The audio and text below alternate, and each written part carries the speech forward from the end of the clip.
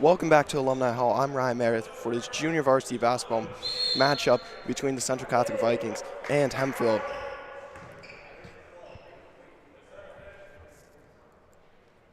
As Alex Pitcher wins the tip there, gives it over to Xavier Thomas. Central JV won the last time we were out here at home. Varsity will come to you at 7:30. JV for now, though. Thomas, top key now, kicks over. Over to Petrunia.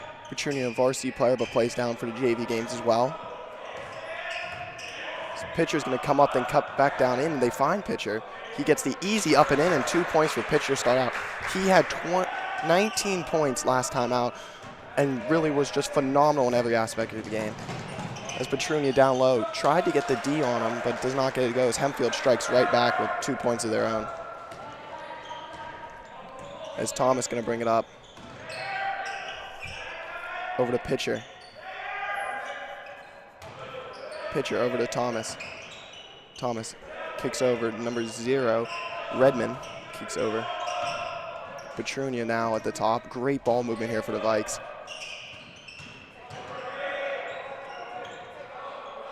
Bit of a, yep, there it is. They called the travel. Very obvious call, easy call to make there for the referee.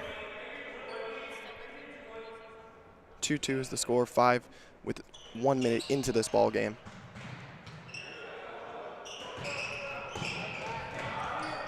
It's now Hempfield going to try to break the press that Central has applied, and they do. They drive right in, kick it back out. Got it. Open man chooses not to take the shot. Going to be a foul called. That foul's going to be on number 10, Noah Mason. Hempfield's going to inbound the ball here. Going to hand it off and go all the way out. Going to kick out for 3. They're going to shoot it. That's going to be good, and now it's 5-2 Hempfield. And now Xavier Thomas going to bring it up, going to get a long pass to Pitcher. Pitcher in and gets the other bucket, and Pitcher now has 4 in the day. Both baskets coming from him. It's now Hempfield going to try to break the press, and it's going to be a foul called. Easy call again there to make.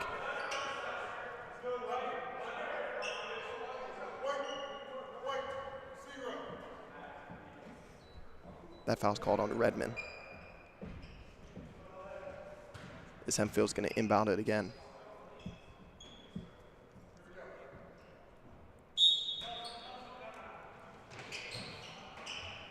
Going to kick it up.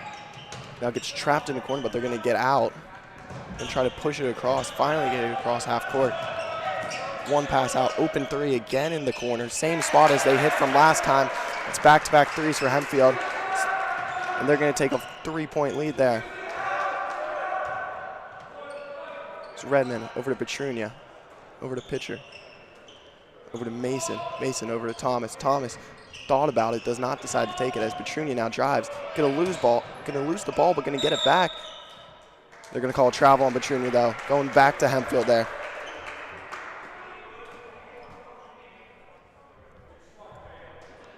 Hempfield going to inbound it. Bit of a deep pass, but they're going to hit one right there on the wide open man. Noah Mason almost got just beat there as it's an easy, fast break score for Hempfield. Because they're going to make the lead 9 now. Thomas, top key here, kicks it over. Mason, going to kick over to Pitcher. Pitcher, the big man for 3, can't get it to go.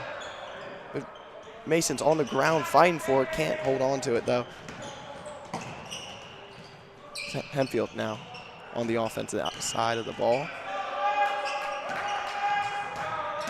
Trying to pound down low, but kicks over to that same spot. They're not going to shoot it this time. He's going to get trapped.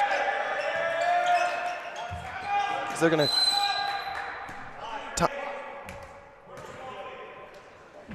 timeout Hempfield. And with that, we're going to run into a quick break, and we'll be right back after the timeout. In a rush? Make Applebee's To Go your go-to. Just order online or download the app today and pick it up curbside when you text, "I've arrived." Now that's eating good in the neighborhood at participating locations. And welcome back to Alumni Hall after that break. Timeout was called by Hempfield when they were trapped in the corner to keep possession of the ball. It was a smart timeout use. But now Central trying to figure out what they can do offensively. Only one person has scored, and that's Alex Pitchner. That's 4 points for them so far.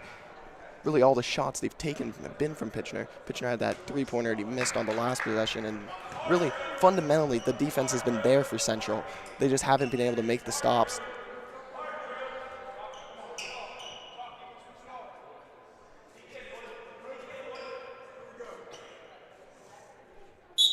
Gonna inbound it from the corner. Oh, gonna be taken right away by Mason. What a great defensive play there for Central, and Central's gonna try to push it down. Thomas with a finger roll up and in, an easy basket right there for Thomas. Just blowing past the defender with just his pure speed. He's now gonna get a pass up. Hempfield now gonna have a fast break. Gonna slow it down though. Pump fakes, kicks out.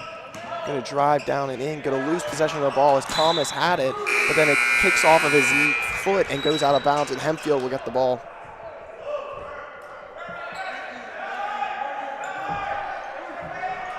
Central Catholic wearing the white jerseys with the gray pants, and Hempfield wearing the all blue.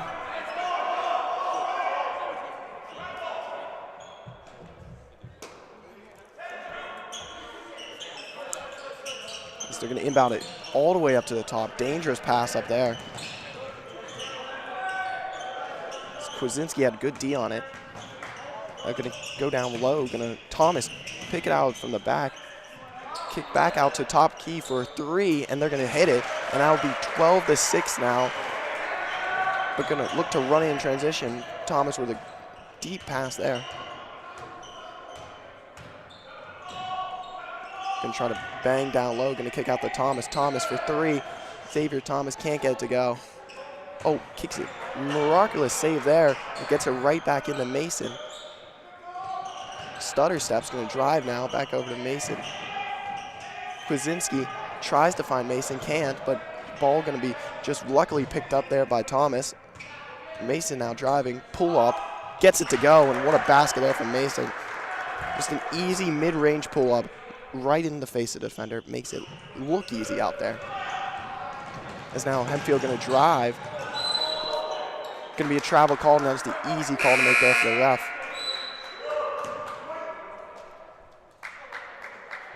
As a one substitution will come in as Thomas steps out and Will Collins will check in.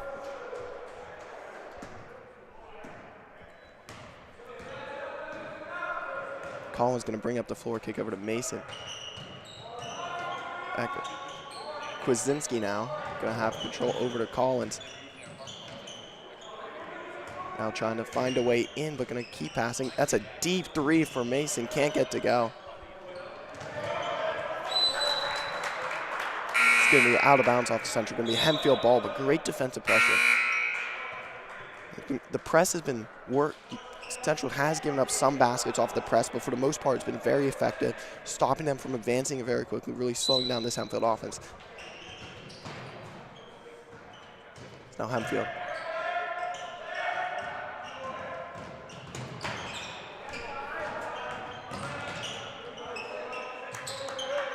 Top key now, going to kick over. One more pass to the top of the key.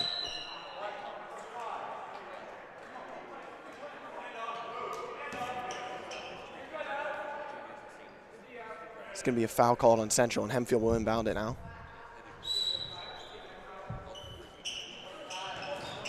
Going to look into the corner to get him, but they're going to call a push on Kwasinski. Central has 4 fouls early in this game, so that is definitely something to watch out for. Hempfield is yet to commit a foul.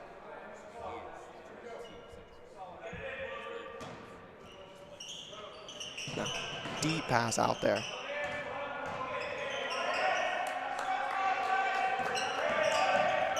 Swings it over. Gonna drive in. Pumps, not gonna get it. And now one more, tries to drive in again. And Central just denying every opportunity to drive it. And that's something they do very well. Just deny opportunities at the basket. There's one more. Pumps, but he's trapped there sort of. Up 2 men on him, decides how to take it as he bounce passes one inside. And sort of walks there, and they're going to call a travel indeed. Great call there. Easy call to make. As Collins going to bring it up the floor. Over to Kwasinski. Kwasinski. Going to be a foul on Hempfield. Central is trying to find Waddell.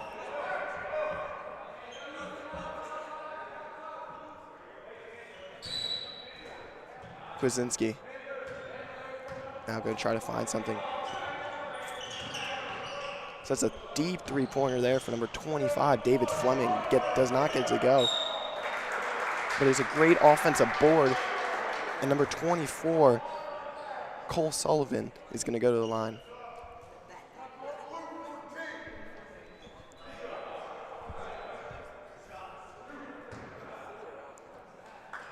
He's going to shoot 2 from the line. The first free throw is up and is good. Sullivan gets on the board with his first points of the game.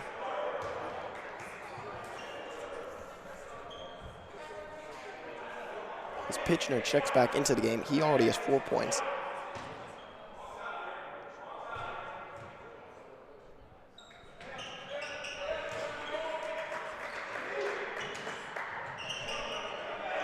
So now Hempfield going to look for something as they're trying to break the press, and they do break the press, but that's going to be out of bounds.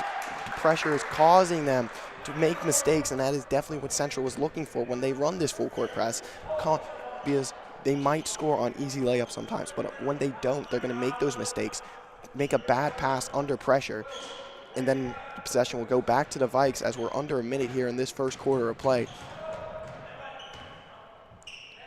It was 6-12, and now Central has gone on a 4-0 run, and now it's 10-12. Hempfield's going to inbound it from underneath the basket.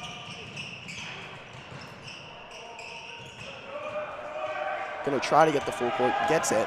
Now it's a 3-on-2, going to be a corner. They're going to slow it down. Falls to the ground, but maintains his dribble. Very impressive. Now, under 30 seconds to go.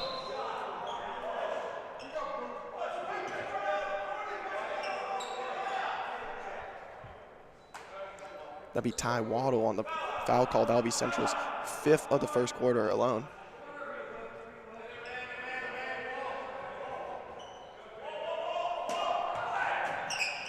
Hempfield, Pitchner all over the D right there. Oh, and Pitchner just takes it out of his hand. That wingspan really came into handy there as it's a little pop step. Oh, but they're going to call a charge there on Pitchner. It was a great move, just bad. Really great execution, great move. It was just unfortunate. And Hempfield got their feet set and able to draw a charge with 17 seconds remaining here in this first quarter.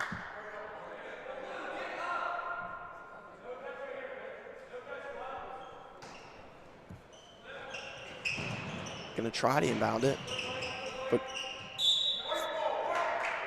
it's gonna be a great play there by David Fleming to bounce it off of the defender's knee.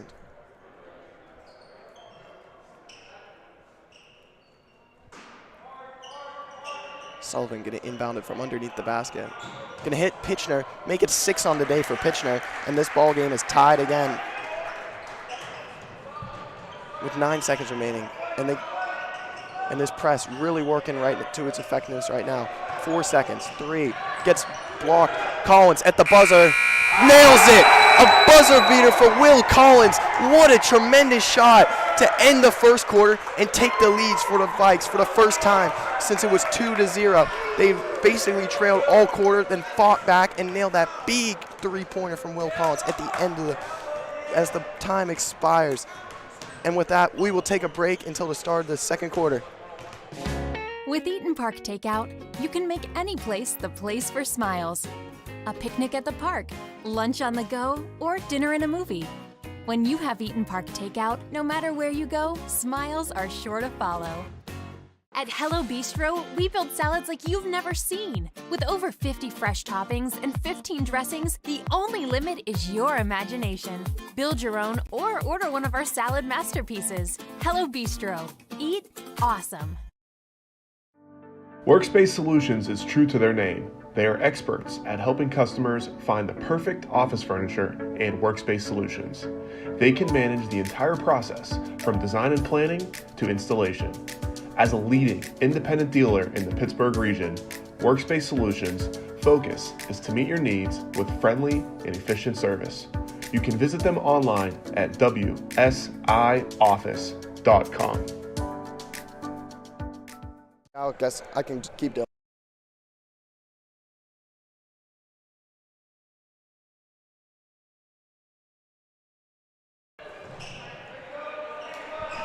As we're back here for the second quarter of play, as a very exciting end to the first quarter, as Will Collins nailed a big buzzer beater 3 after getting a steal and just takes the lead for the first time since 2-0. They Central trailed really all the first quarter. I'm Ryan Mayers alongside Rick DeRuvis. Rick has finally got here. Yeah, I was, well, I did something, Ryan, that I should not have done, and my boss decided to call and ask me about it. When you send somebody a $53,000 bill and they're like, we're going to have to talk about that. So. But I am glad to be here. And by the way, foul shot's good.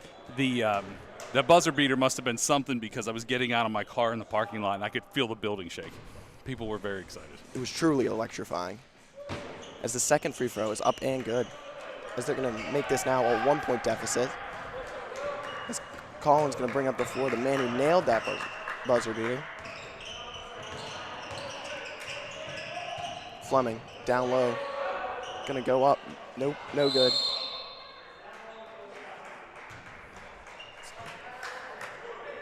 The foul's gonna be on the floor, and now will be inbounded from underneath the basket.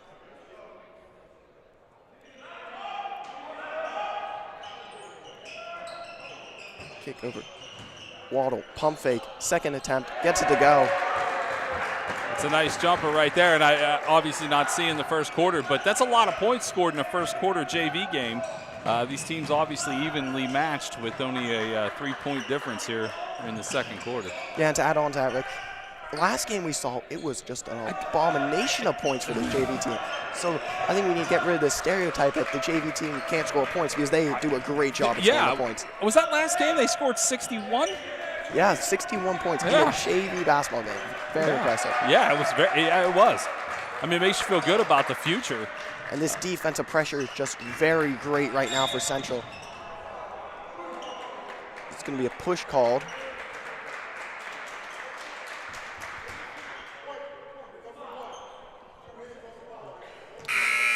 Waddell's going to be called on the foul. And of course, Hempfield in the bonus, so it'll be a 1-and-1. Central had 6 fouls in that first quarter and already 2 here in the second quarter. Free throws up, no good. I think Hempfield does corral the board though. Gonna push it in. I was going to say, unfortunately, that went off the Vikings. Nice play.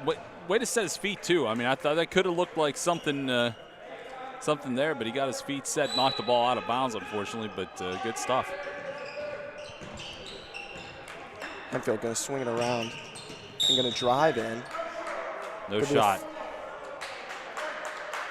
Going to be a foul on the floor, and that one's going to be Will Collins with the foul. And that is the one thing about this scoreboard that is a little lopsided. Already 9 fouls called on the Vikes. And that's – okay, so, yeah, that's Will Collins' first one. It's the first free throw's up and good. So he got a chance to shoot another one with the 1-and-1.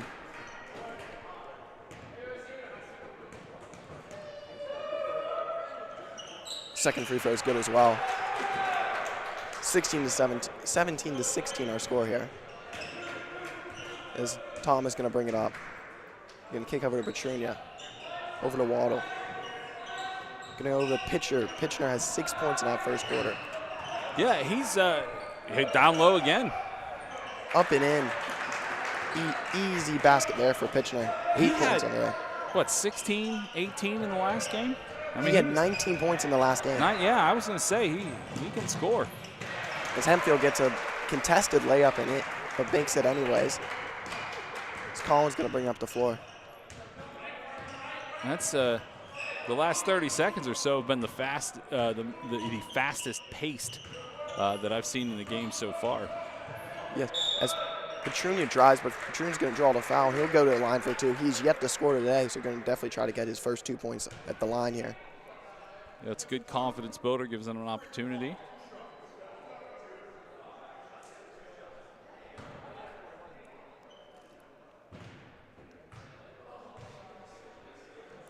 First free throw's up and good. There you go.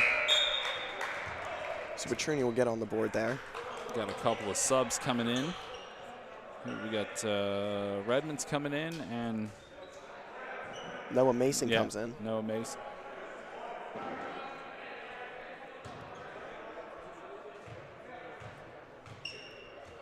Second free throw, up and good. Petrunia makes both of them from the line. That's something Central's really, really good at, just making their free throws. I mean, really, in my limited time watching this game, I don't know that there have been too many missed shots that haven't been put back. Both teams are scoring, but already 10 fouls up there, and there's just about 5 minutes left in this first half. Wow. And Hempfield now, with Central getting its 10th foul of the first half, going to be in the double bonus and will shoot 2 automatically. As the varsity crowd and going to make some noise from the crowd. Up and good. That kid was not worried about it. Number 21, Caden Biondi, is the player at the line. He was not intimidated. Second free throw here is going to be up. That one sort of short arms it, can't get to go. As Petrunia gets the board, and he's going to bring it up the floor. So he's going to kick over to Redmond, who's going to fake a pass over to Mason, back over to Redmond. Redmond tries to look for Petrunia, but again, another fake, just like a pump fake of a pass there for him. I think this actually, the slow play, the slower pace would benefit the Vikes here just for the sake of fouls.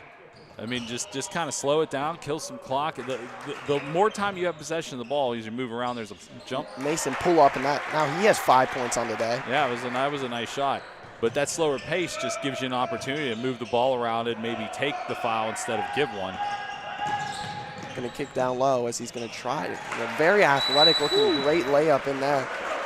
But it'll be a timeout called for Central. It's 23-21. But the fouls just really, I mean, that could be, obviously you want to go into the half with the lead, but you can't let the fact that you're in, I mean, at this point, foul trouble for Miles, let them inch back into it. Although I think the largest lead has been, what, 3? Yeah, but Central was down 6-12 in that first quarter and really had no signs of life. And then they just came back, bursted towards the last minute and 30 seconds, 2 minutes, and of course that exclamation point of the 3-pointer to end the quarter. Yeah, like I said, the building was rocking. People were into it. Just taking a look down as the varsity team sits behind the JV team here on the bench. It looks like, is everybody available tonight? Because last game we were here, Langston Moses was not available.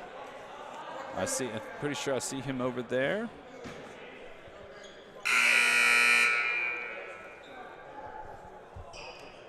As Mason's going to inbound it after the timeout. 4:05 remaining here in this second quarter in the first half. As Tom's going to kick it over. Mason then kicks it to Petrunia, over to Sullivan. Driving. Great basket there from Thomas. Really just a terrific floater up and in. Yeah, that was.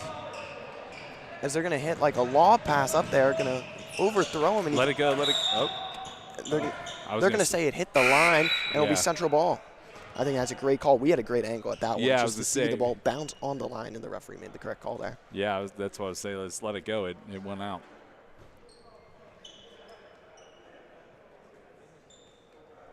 As Mason's going to inbound it to Thomas. Now Thomas going to bring it up the floor. Central with a 4-point lead. That's the largest lead for Central today. Tied an earlier 4-point lead. Redmond driving, kicks over it to Thomas. Back out. Sullivan driving.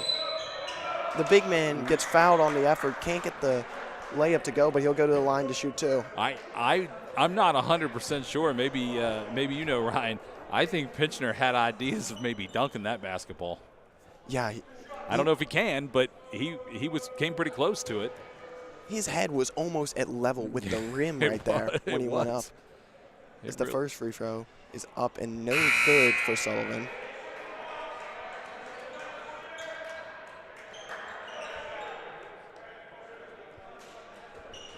Yeah, I think he had designs of doing that. Sullivan's second free throw is good. So now Hempfield going to try to inbound and try to break the press now. And they do. Petrunia got back. It's going to be a great rebound there by Sullivan as Mason now going to kick out to Petrunia. Central's definitely trying to push the pace here. Kicks over Mason. They're trying to find a way into the hole. Fleming. Can't get to go. A lot of contact, but no foul called. Yeah, for all the fouls that have been called, that one, I would say that's Vike's ball. That went off the kid's foot and out of bounds. Great eye just to see that. By the referee. Again, right in front of us. We had the best look at it probably, other than Mr. Capretta. The athletic director, Mr. Capretta, has a great courtside view down there. He does. Petrunia down low. Can't. That Pitchner? Second attempt for Sullivan, can't get it to go. But he gets fouled again, and Sullivan will go to the line again. He has 3 points on the day. He's 1 for 2 from the line.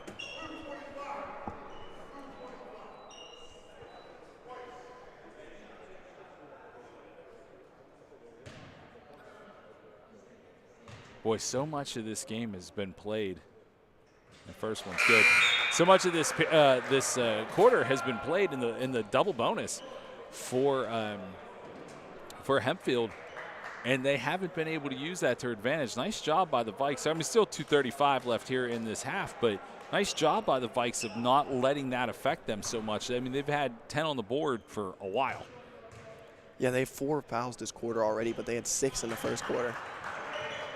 And that next one will be a bonus. The next one on Hempfield will be put the Vikes in the bonus. So he's not driving. Tries to get the pass down low, but overthrows it, and it'll be Vikes ball. It's kind of weird. The Spartans have chose to up the tempo and up the pace in the last 3 out of 4 times down the court. They've done exactly what they just did there, and that's knocked the ball out of bounds. I mean, maybe that fast pace doesn't really work for them, and maybe that's being dictated by the Vikes. This Petrunia shot gets blocked. Now Hempfield going to bring it up.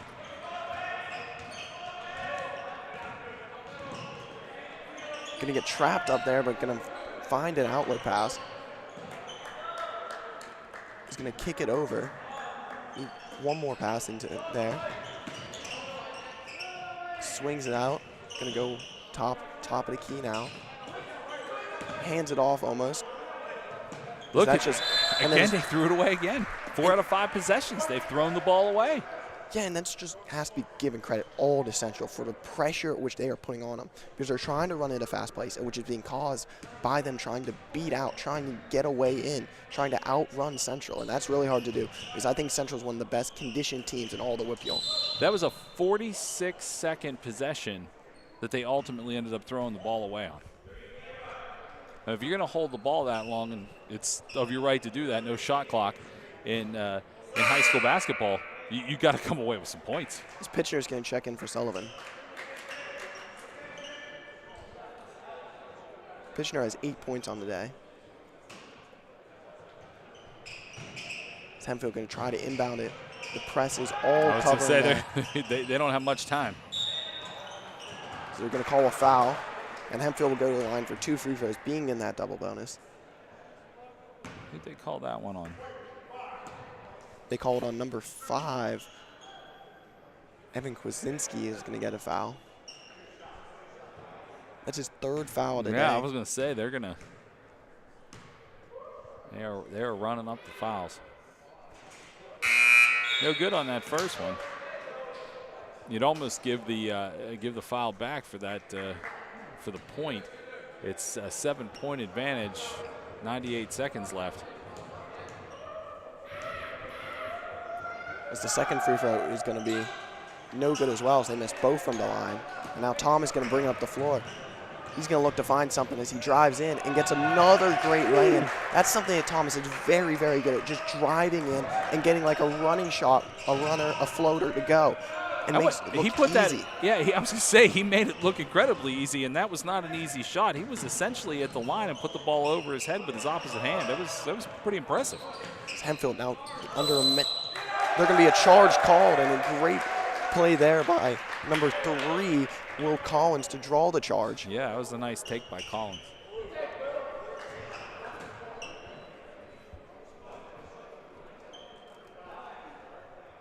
Thomas is going to inbound it to Collins with 1:11 remaining on this clock here in this second quarter. Petrunia going to kick it over to Collins. Over to Fleming. Back over to Petrunia. Petrunia from downtown gets it to go. Nice. Nick needed those too. He was went 1 for 2 at the line for his first attempt, and he needed that. And Pitchner absolutely stuffs it right there, but they get their own rebound and gets it to go for Hempfield. I actually thought Alex got a finger on that last one that put back, but unable to stop it from going down. And this is the first 10-point advantage, double-digit advantage in this ball game with 30 seconds left. As Pitchner kicks over to Thomas. Going to go down low to Fleming. Going to kick it out to Thomas. That's a nice He's job going to by fake the Fleming. pass, then shoot it. Thomas just drills it. Ice cold, Rick. It really was. I think he thought about killing the clock and went, well, if you're not going to defend me, I'm going to shoot it. And a beautiful shot it was. And swats that away there, Pitchner, as Collins tried to take a charge, but he handed the ball off before he took it. Boy, Pitchner's going to be a force. I mean, he is going to be a force as he continues to grow. Yeah, Pitchner only a sophomore, so definitely has still 2 more years of eligibility left. Yeah, he's going to be a force.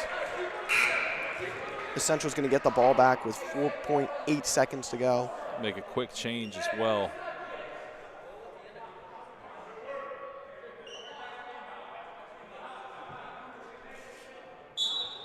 As Thomas is going to inbound it to Fleming. Fleming gets a screen, shot gets blocked. And the buzzer beater attempt for Hempfield hits the roof, and that'll be the end of the second quarter. Our score here, 36-23. I'm Ryan Meredith alongside Rick DeLuvis. We'll see you at the other side of the half. At Henny Jewelers, we know that jewelry is used for so many things, to celebrate moments and people in your lives and to express your personality. That's why we offer custom design services for those times you need something extra special or unique.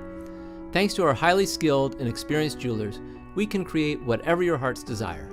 From updating family heirlooms to designing one-of-a-kind piece for any style and budget. Here's how it works. You contact us and tell us what you'd like to create, providing pictures and ideas. We develop a plan and begin designing the piece, tweaking and modifying until it's perfect. Then we create the piece. Our jewelers are truly some of the best in the industry, artists who work their magic to create a masterpiece just for you. From using your grandmother's diamond for your dream engagement ring, or to designing a ring to match one you saw on Pinterest, the possibilities are endless. Dream it, pin it, save it, envision it, and we'll create it. Custom design at Henny Jewelers. Get started today. Henny Jewelers, your jewelers for life. Ace, a skilled sharpshooter in their respective tradecraft. Do you have what it takes to be an ace?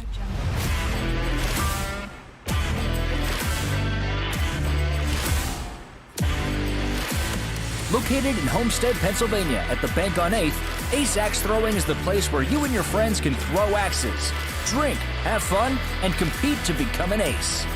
Open Monday through Sunday. Book your tickets online today at www.aceaxethrowing.com. Discover who the ace really is.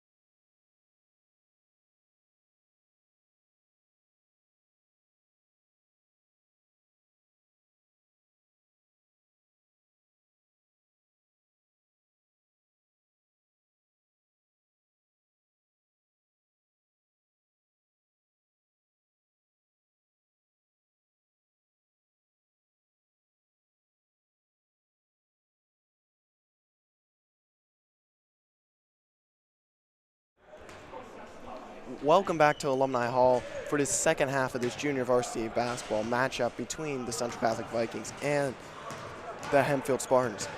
You know, you told me, I know I missed the first quarter, but you told me at one point that the Vikes were down 12-6? Yes, that was, the 6-point lead was the biggest lead that Hempfield had. That has certainly been erased. We saw a lot of points in that second quarter, and it was a lot of points scored real quickly. That quarter kind of started out a little slower, and then the pace picked up, and the shooting picked up, the points picked up, and so did the fouls. So we've got a couple of guys on this squad, Ryan, that have 3 fouls in this one. So you're probably going to see not a ton of contact. Yeah, Central had 11 total fouls in that first half, which is just a boatload of fouls. Yeah, I mean, in some of these starters have 3 coming in, so we'll see how they get used throughout the course of this second period, or this second half. But is Thomas going to inbound it? We just did a quick pass to Mason, who's going to shoot it, but not going to get the fall. But Pitcher gets the offensive rebound and can't get it to go, though. 2 high percentage shots that don't make it there, but still a tenacious defense, obviously. Petrunia picked it up. Petrunia, Euro step, can't get it to go. Thank you for calling it. As now Hempfield going to try to bring up. This press was, more particularly in that second quarter, was just a nightmare for Hempfield to handle. They tried to run very quickly, tried to push the pace, backfired. And when they slowed down, that was Central's game, because they could, when you try to accelerate, Central's more rested and easy to play. As jumper no good for Mason as he tries to run back down and get his own rebound, but does not get to. So far here in the first minute, the play's been a little sloppy. This is a corner 3 there. It's good. That was a rainbow. But you had mentioned the run and gun offensive style for the Spartans really didn't do them any favors. They lost the handle quite a few times, and really gave the reason that this game is still a double-digit lead, 10 points, was because they had plenty of possessions. They just kept them the ball out of bounds. He's now going to drive in. Hempfield going to kick it, but he just wasn't expecting the pass, and it's going to be bounced off of his chest into the hands of Redmond. And Redmond, in transition, does not get the layup to go. It was a nice move by Redmond. Actually, it was a nice move the other end of the floor for the Spartans as well, but Pitchner, 3. He's big man, and he can shoot. Does that put him in double-digit points? That does indeed. It gives him 11 on the day. Pitchner, really the leader of this JV team, leads them in scoring. He's just a big menace down there in the paint. He is. And he didn't get the block there, but he jumped up very high trying to get the ball, and he's already very tall, so really a present. Yeah, I think menace is a good word for him. I mean, he can do things that you don't expect, like shoot 3-pointers. And just what he did there, didn't make the shot, but still moved inside. Yes, ball got tipped. He's able to corral it and then get the shot off. That one's going to be air ball there. Is it my imagination, or is Hempfield trying to get a little too fancy for a team that's down by 11 points? I think you just need to go back to the basics. Get some points on the board. Really, both teams need to get some points on the board. Yeah. We're almost 2 minutes into this third quarter, and there's only been 3 points scored. Yeah, I feel like they're trying to get a little too Jason Williams, Randy Moss for it out there. For those that remember that at DuPont High School, and which doesn't exist anymore, just south of Charleston, West Virginia, when Randy Moss and Jason Williams. That would have been well before you, Ryan, but it's worth the look up. I know you're a basketball aficionado. As Thomas up and down, going to really jump and just come back down with it, which is an up and down, easy call for a travel.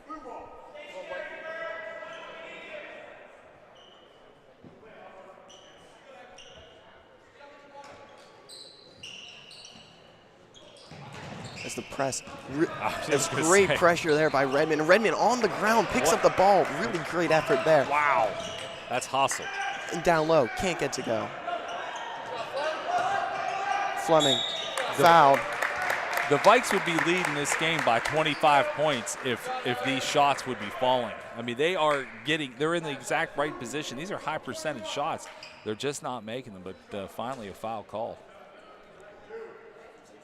Now Fleming going to go to the line for 2 shots here. First free throws up and good. And again, we talk about it every time we call a Central basketball game. They must practice their free throws so much. I don't know what the percentage is that this team in its entirety, both JV and varsity, shoot, but they must practice this constantly. And when you have a good work ethic like that, obviously starts with Coach Urso, but these guys obviously do this not just in this gym during practice. They spend a lot of time on this outside of there too. It's great defensive pressure there by Thomas. Sees the ball come in and tips it out.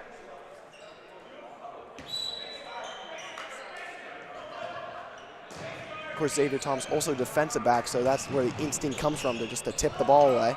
Boy, the Spartans are just getting sloppy. They're just getting sloppy. I mean, they obviously have guys that can play, and they're making opportunities for themselves. But when you're down, you cannot afford to be throwing the ball around like that. Ball control, ball handling really matters. And right now, it's gone out the window a little bit for Hempfield. Yeah, and we're over 2 minutes into this third quarter, and yet to have a basket for Hempfield. There's a great pass by Redmond down to Mason, but Mason can't get to go. I think Mason was shocked, and then when he looked up, there were three blue shirts in front of him. Wasn't really sure what to do there, but it was a nice pass.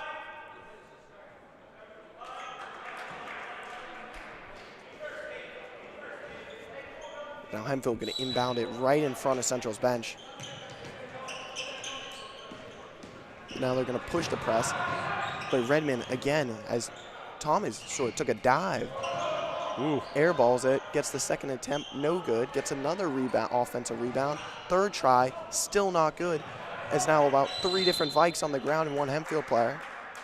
Everybody in the melee gets up, so that's not a problem. There is a foul called. Somebody stood up in front of us, so I couldn't see who it was on. The ref. Oh, 0.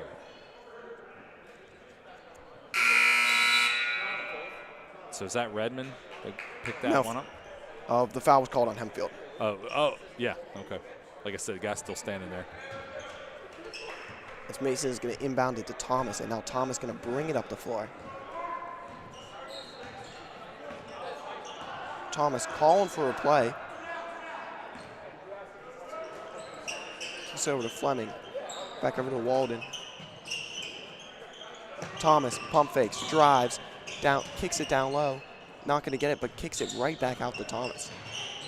Yeah, whereas I've been kind of harping on. And Mason down low, great basket, easy lay-in, 41-28. Yeah, I've been harping on the Spartans about their ball control and ball handling, and as much as I may be harping on them, have to give the credit to the Vikes. They have been really solid with their passing. In fact, I mean, they may be passing a little too much. We've seen a couple of times where someone was surprised that pass landed in their hands, but I don't think they've turned the ball over in this quarter.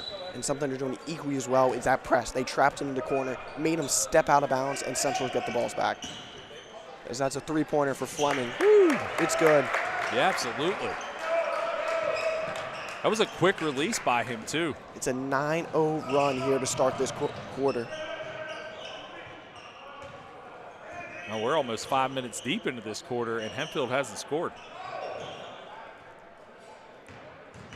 Yes, great defense. The pressure is really getting to Hempfield that Central is applying.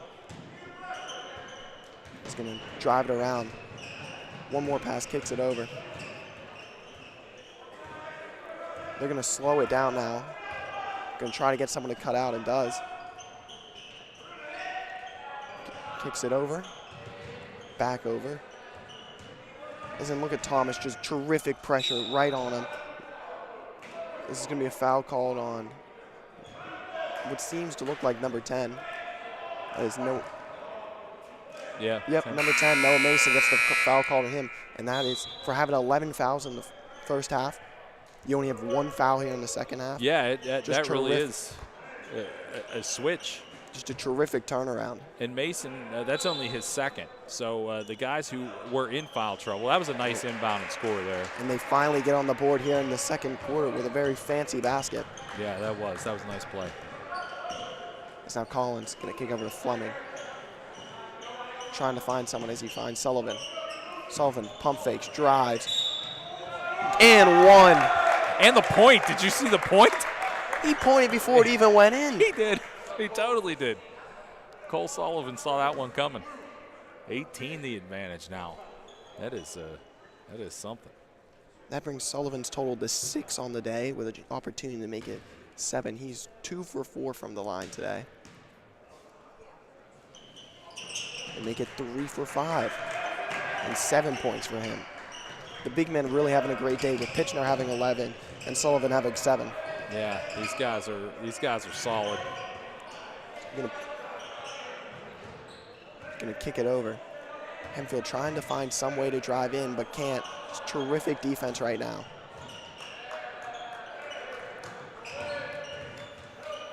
.53 seconds remaining here in this third quarter of play. No, letting them play. Down low. No, I was going to say, there's no way that kid's foot wasn't on the line, but he got fouled. Let's see. Sullivan is going to be given the foul. And that's his first of the day.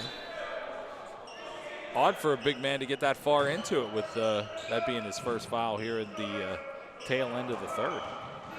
But great job by Sullivan to able not to commit fouls and still make plays. Yeah. Yeah, I mean, that's not an easy thing to do. As the floater misses everything. And now Central going to bring up the floor over to Kwasinski, over to Fleming, corner. What a pass by Kwasinski. Can't get the three-pointer to go.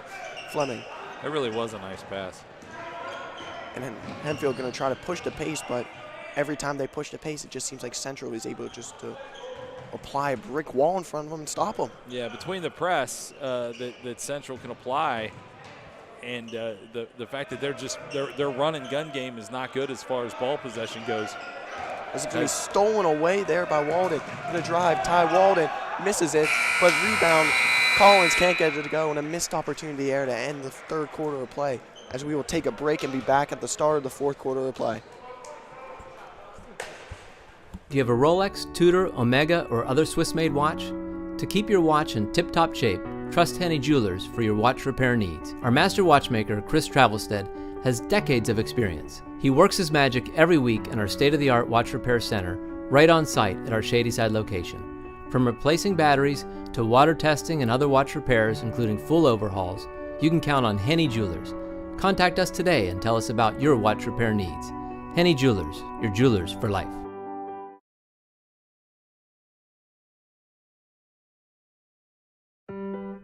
In a rush?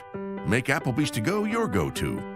Just order online or download the app today and pick it up curbside when you text, "I've arrived." Now that's eating good in the neighborhood at participating locations.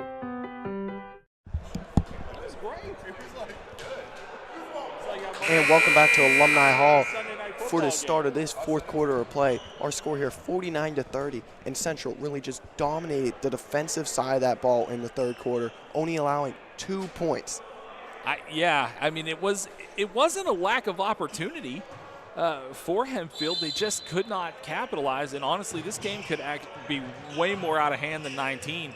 There were just I don't know, what do you say, maybe 6 high percentage shots that just didn't fall, including that last one there as we went to the break for the Vikes. But it's a dominating performance by the JV team tonight. Yeah, as you said, it's a 19-point lead, but this could very well be a 50-point lead. I don't know about 50. I like where your head is, but it's easily could have been a 30. I mean, there was at least 5 times I thought about high percentage shots that just didn't fall. Pitchner kicks over to Petrunia. We also have a kid that's like 6'3", draining three-pointers, which is not common either. Walden, mid-range, bucket up, no good. Going to be a push call. Yep, push call on Pitchner. That'll be his 3rd foul of the day. Also want to make sure before we forget to thank not only Emma, who runs everything for us over here at the Master Control, but James, one of your fellow students working the cameras for us tonight. So thank you. It's awesome to be able to blend seasoned veterans like Joe and myself in with the young guys. You guys are killing it. Is now Hempfield going to try to break the press as they sort of do, but can they get the basket? Yes, they can. Yeah. Now Collins going to bring up the floor. Petrunia. Going to swing it over to Pitchner. He's going to swing it back over to Collins. Collins down low to Pitchner. Has a trouble controlling the ball, but he's still going to get it up and in. Get out of here. He's just very, very good. Yeah, I was going to say that, you know, you can't necessarily teach that. There's some instinct that goes along with it because he was actually behind the basket when he shot it. 3-pointer. It's good. If you're the Spartans, this is going to have to be how you have to creep in, but you're going to have to stop that. And it's Pitchner. He's going to go up, no good. But you're given opportunities, high percentage opportunities, you will not catch up in this ball game. As Pumpface going to try to take it, but not going to end up taking it with the pressure being there. It's going to be. They're going to call it on Pitchner, and that'll be his 4th foul today, so he only has 1 left before he's out of this game. We'll see. Looks like he may get spelled here. I can't tell who it is, but there's somebody at the scorer's table. Actually going to maybe get a couple players coming in. As Collins is going to check out and check in for Mason, and as Walden's going to check out and Thomas going to come in. Yeah, so it's not Pitchner. They're taking off the floor, going to let him ride out there with 4 fouls. Yeah, and of course, the large lead probably plays into that factor. Sure. It isn't a big deal if he goes out of the game with fouls. It was a great play there by Krasinski to get it, to save it from going out of bounds. Oh, and what a move by Thomas. That was smooth. And nobody from the Spartans seems to want to keep that ball in play. Still running the press here, which has just been so effective all game long. Pitchner has a little bit of that, what Matt Olesino has. Like, I've got 5 to give, and you're getting all of them. I mean, he's big, but he also just has some finesse to him, too. He's not just a big guy in the middle. He can just play. Yeah, of course, he can drill threes, too, as we saw earlier. Yeah, that's scary. As the first free throw for Hempfield is up, and it is good.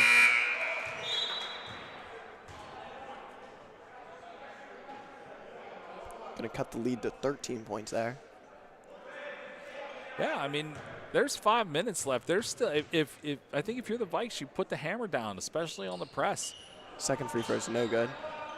And Pitchner grabs the rebound, but I mean, there's still 5 minutes. They're creeping back into it. At one point, this was a 19-point lead. Don't let them think they can get back in it. We got a shoe on the floor. There's legitimately, though I've not seen that one.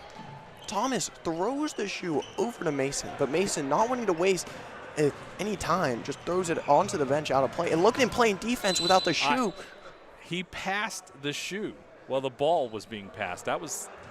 Never saw that. That's a new one.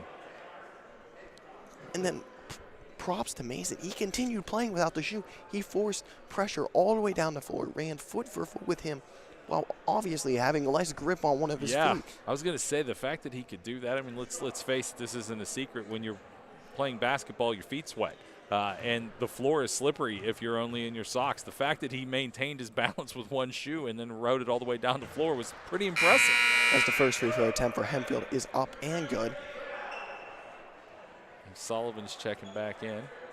And Pitchner is going to sit down now, taking much deserved break. Second free throw attempt. It's also up and good. As Kwasinski going to inbound to Thomas. To Mason, who's going to kick it right back out to Petrunia. And Petrunia now driving in, can't get it to go. Tipped by Sullivan into the hands of Mason. Now Petrunia, corner 3, gets it to go. We haven't seen a ton of that out of Nick tonight, but when he takes 3-pointers, he makes them. I think he's 2 for 2. Yes, Nick Petrunia, very, very explosive from that 3-point line. Petrunia down low. I was going to say, fumbles it, sort of. He was calling for it.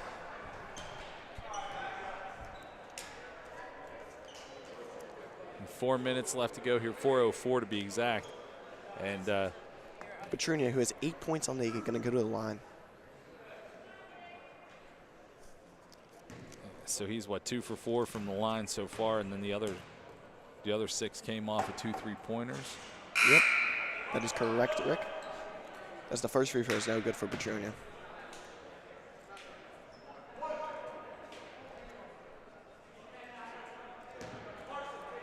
The second free throw attempt.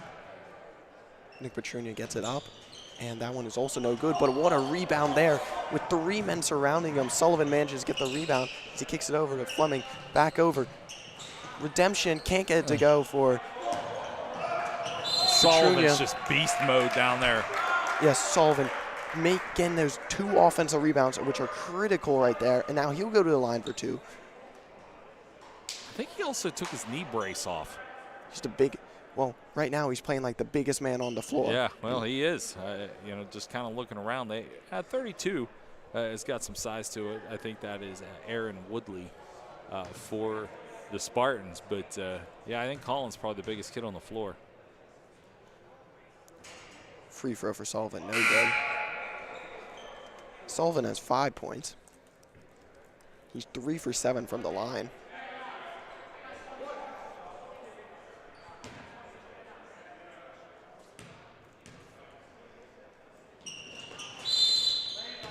Yep, lane violation. Going the other way. 15-point advantage with 3:40 left to go.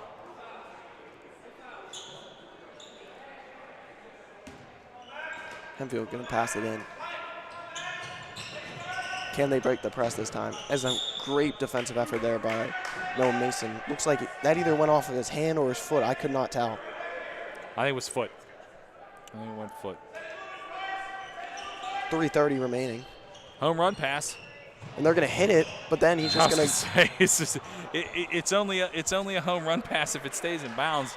Just a little too much heat there on that one, and the kid that was receiving it, I don't know if that was number 0, Jason Watkins, couldn't hold up enough to not step his foot on the line. It was there, just a little too hot. Yeah, it's now Central's going to have the possession after his foot was on the line and went out of bounds. As Fleming drives in, can't get it to go. As Thomas, great defense. And I think the 2 players ran into each other. Yeah, and Noah Mason with great hustle, diving to try to save the ball, as he does save it, but it was out of bounds first. It's now Hempfield going to get possession of the ball again.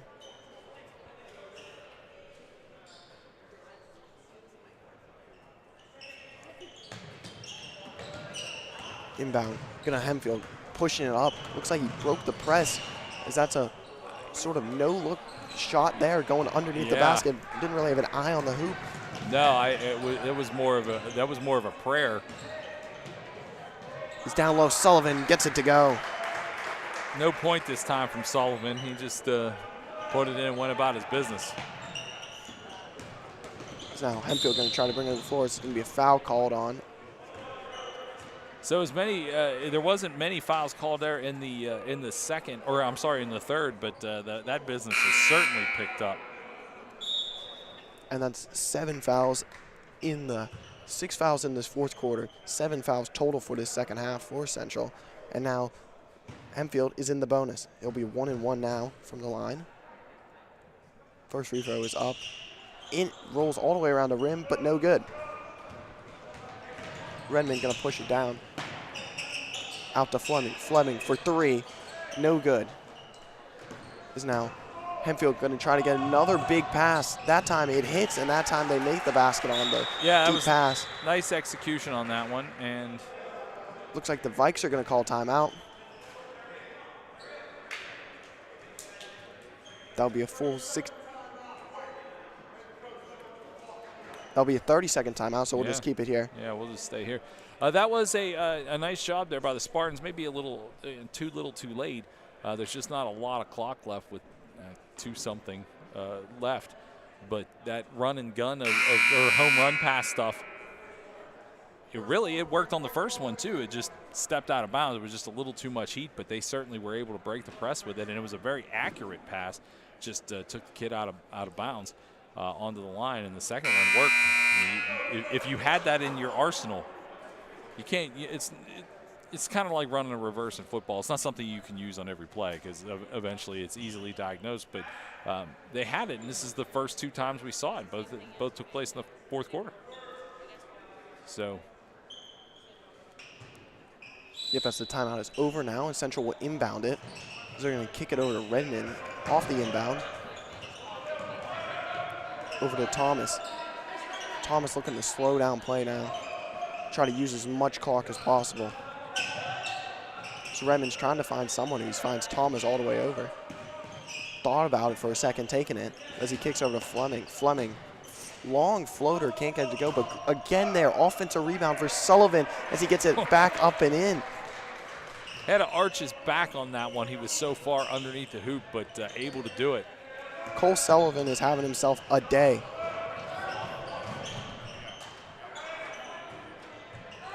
Three-pointer, no good. It's going to be off of a central defender, and it will be Stay with the Spartans. it's a 17-point lead here, 60-43 our score. It looks like it will be a timeout used. May put a couple, I think it's a full. Yep, full timeout, and we'll take a break and be back at the end of this timeout. With Eaton Park Takeout, you can make any place the place for smiles. A picnic at the park, lunch on the go, or dinner in a movie. When you have Eaton Park Takeout, no matter where you go, smiles are sure to follow. At Hello Bistro, we build salads like you've never seen. With over 50 fresh toppings and 15 dressings, the only limit is your imagination. Build your own or order one of our salad masterpieces. Hello Bistro. Eat awesome. And we are back from in Alumni Hall now. Hempfield is out of their timeout. Central now just breaking theirs. There's still 15 seconds left in the timeout, but Hempfield was the one who called it, but didn't need very much of it. With a minute 47 remaining and a 17-point lead for the Vikes, really not much to talk about in that timeout. No, I was going to say, I thought maybe they were going to kind of wholesale change, let some of the bench players get in, but I don't know that they did that. It's going to be a three-pointer for Hempfield, up, no good. Now Thomas has the ball, he's going to bring it up the floor. Thomas, floater, gets it to go. That is a lot harder to do than it looks. Yes, just an easy one-handed floater gets it in. And Thomas, that is one of his specialties. He's very good at driving to the point and finishing with one hand. As that one's a leaner, can't get it to go. As Hempfield gets the board, now they're going to push it up the court. Oh, and Walden hunts him down from behind and gets the steal from behind as another floater for Thomas, and he is an expert at doing that. The last 4 points have come by that same type of shot with that. Yeah, and actually now a 21-point lead with 61 seconds left, and you know the pace continues for a team that's up by 21. You like to see that. Nice work out of the Central team to keep that up and not just let this one go away. Hempfield gets a good shot there, causing a pump fake, causing him to go out of the way and gets it up. As now Tom is going to bring it down the floor. Oh, great pass there to the corner. The big man, Sullivan, can't get the three to go, but Walden now jump ball, and a great hustle play by Walden to come down and get the board and cause the jump ball. Luckily, everybody's okay. 38.5 seconds remaining here in this junior varsity basketball matchup. Oh, as it's a sort of lob pass. Thought he was going to be able to tip it back in. That was a hot shot right off Sullivan's chest, and it went right back to a Spartan defender. He's driving up, no good. Rebound for the Spartans. Second free throw, good. And this one's going to melt away. Is now Thomas going to drive down the court. 14.5 remaining. And another huge offensive output by the junior varsity Vikes. And it's really been a great job. Yeah, I mean, it's phenomenal offensive works, and they're equally as good on the defensive side of the ball. Yeah. And the both games we've called here, both large victories against these JV teams. Yeah, no, that is just nice work. So we'll go ahead, we'll wrap this one up. We will come back in about 20 minutes. We'll have the varsity action tonight with the Spartans taking on the home team, the Vikes, and it should be a good one. You did a great job calling this play-by-play, man. Thank you, Rick. No problem. We'll be back in about 20 minutes right here from Alumni Hall. Workspace Solutions is true to their name. They are experts at helping customers find the perfect office furniture and workspace solutions. They can manage the entire process from design and planning to installation. As a leading independent dealer in the Pittsburgh region, Workspace Solutions' focus is to meet your needs with friendly and efficient service. You can visit them online at wsioffice.com.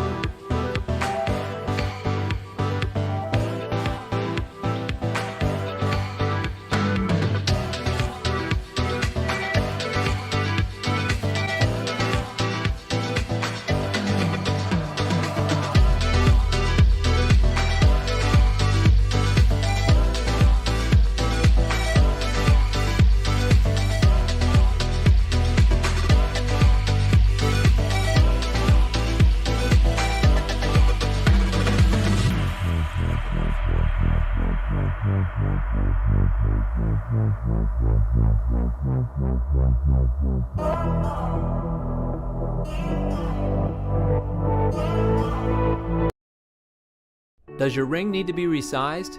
Do you have a chain or other jewelry that's broken? At Henny Jewelers, we're proud to offer jewelry repair services right on site. From resetting diamonds to sizing, soldering, clasp repair, bead restringing, and more. Our highly skilled and experienced jewelers are some of the best in the industry, with over 80 years of combined experience.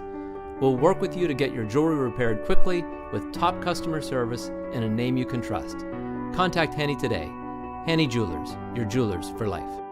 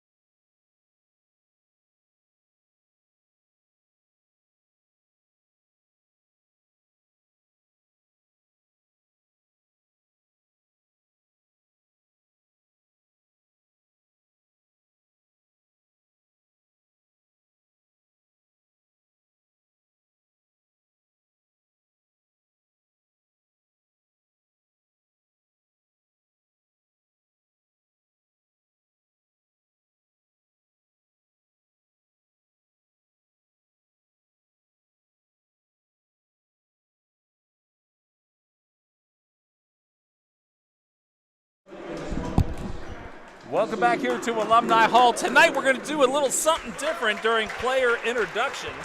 Ryan and I, Ryan Meredith and Rick DeRubis along with you. Thank you so much for allowing us in your homes tonight. We always talk about Nick Petruni and the handshake guy, Ryan. Well, tonight, our man Joe is going to be on the floor and in the midst of player introductions. So I'm excited to watch it. I'm excited for the viewers to see it how we see it. Actually, maybe even a little better than we see it. Oh, yeah, definitely a little better. Right down in there, right next to him. Yeah, so we will get in on the action for those of you at home. See it like the players see it. This is going to be fun. Starting lineup a little different than the last time we were in the in Alumni Hall, but we'll let you watch it. Peyton Wayner.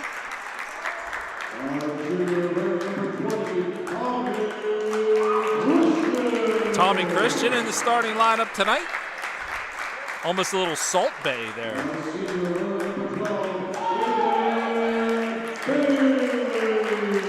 Jaden Bailey. The only, they got moves. The only senior starter, Jaden Bailey. Yeah. Dababa Shibwe showing the strength.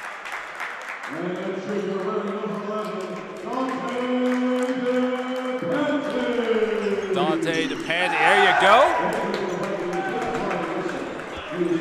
Not only do we bring you the action, we put you right inside of it. Great job, Joe, on the floor. We'll have some different angles for you through this varsity contest tonight. Again, Rick DeRubis, Ryan Meredith with you as well.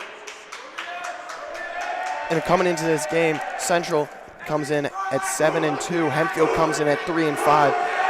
Central on a 3-game win streak and also a 3-game home win streak as well. And this is the part of the season where you've got an opportunity to really kind of set your feet. We've got tonight's home action and then Friday and Saturday again. So there is a lot going on here and a lot at stake for the Vikings to continue on this really fairly dominant streak. The couple of losses they took were Erie Cathedral Prep, and the other one just escaped me. But it's been a good season thus far, and we'll start off this one with the Vikes getting possession. DePanti on the far side, going to get double teamed. I would imagine that's something that he will see a lot tonight. Of course, Dante DePanti averaging 23 points at home. In the last game we were here, we described it to Coach Urso as a tale of two games. We saw really a very strange first half, and then the second half we expected. Dante turned it on in that second half, I think to the tune of, 16, 17 points just in the second half of the last contest? As Wayner with a mid-range, he gets the first bucket of the day to go for Payne Wayner. So let's see what this version of the Hempfield Spartans brings to the table. We know the JV like to run and gun a little bit. Obviously, the Vikes like to press, and we'll see what the Spartans have to offer. It's Hempfield trying to find something here, going to try to drive there, kick it over, but again, Central, something they do very well, denying people opportunities inside. And look at Shibwe. He's the biggest player on the floor, and he causes such a presence down there. Yeah, I mean, you have to shoot over Dababa, and he's not really going to be interested in letting you do that easily. Gets the big paw up there in front of the shooter and causes the ball to go off the rim. So you got a lot. Boy, I tell you what, you don't get too many open opportunities like that to shoot against the Vikes, and 15 hesitated and had to pull the ball back down. That's Dominic Hips will get you these starters on the floor. As we're a minute into this ball game. Going to take it to the near side. DePanti going to wreak some havoc and steal that ball. Takes it clean, going to go down inside the paint, going to dish it over. Tommy Christian has it, stops, pulls up. Tommy Christian nails the basket.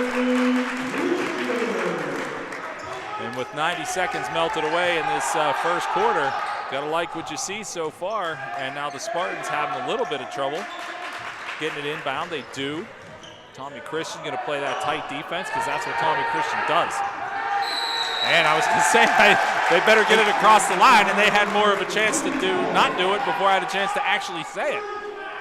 So life moves at you pretty fast here in the first quarter.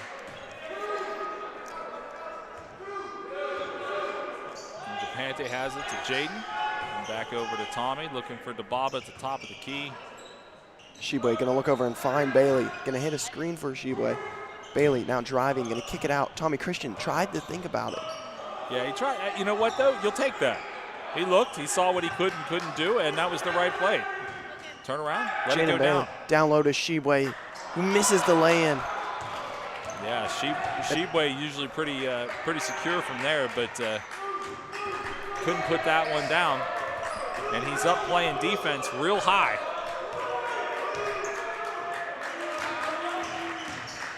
He's now driving in. Can't get to go. Rebound Sheboy. That was a nice move.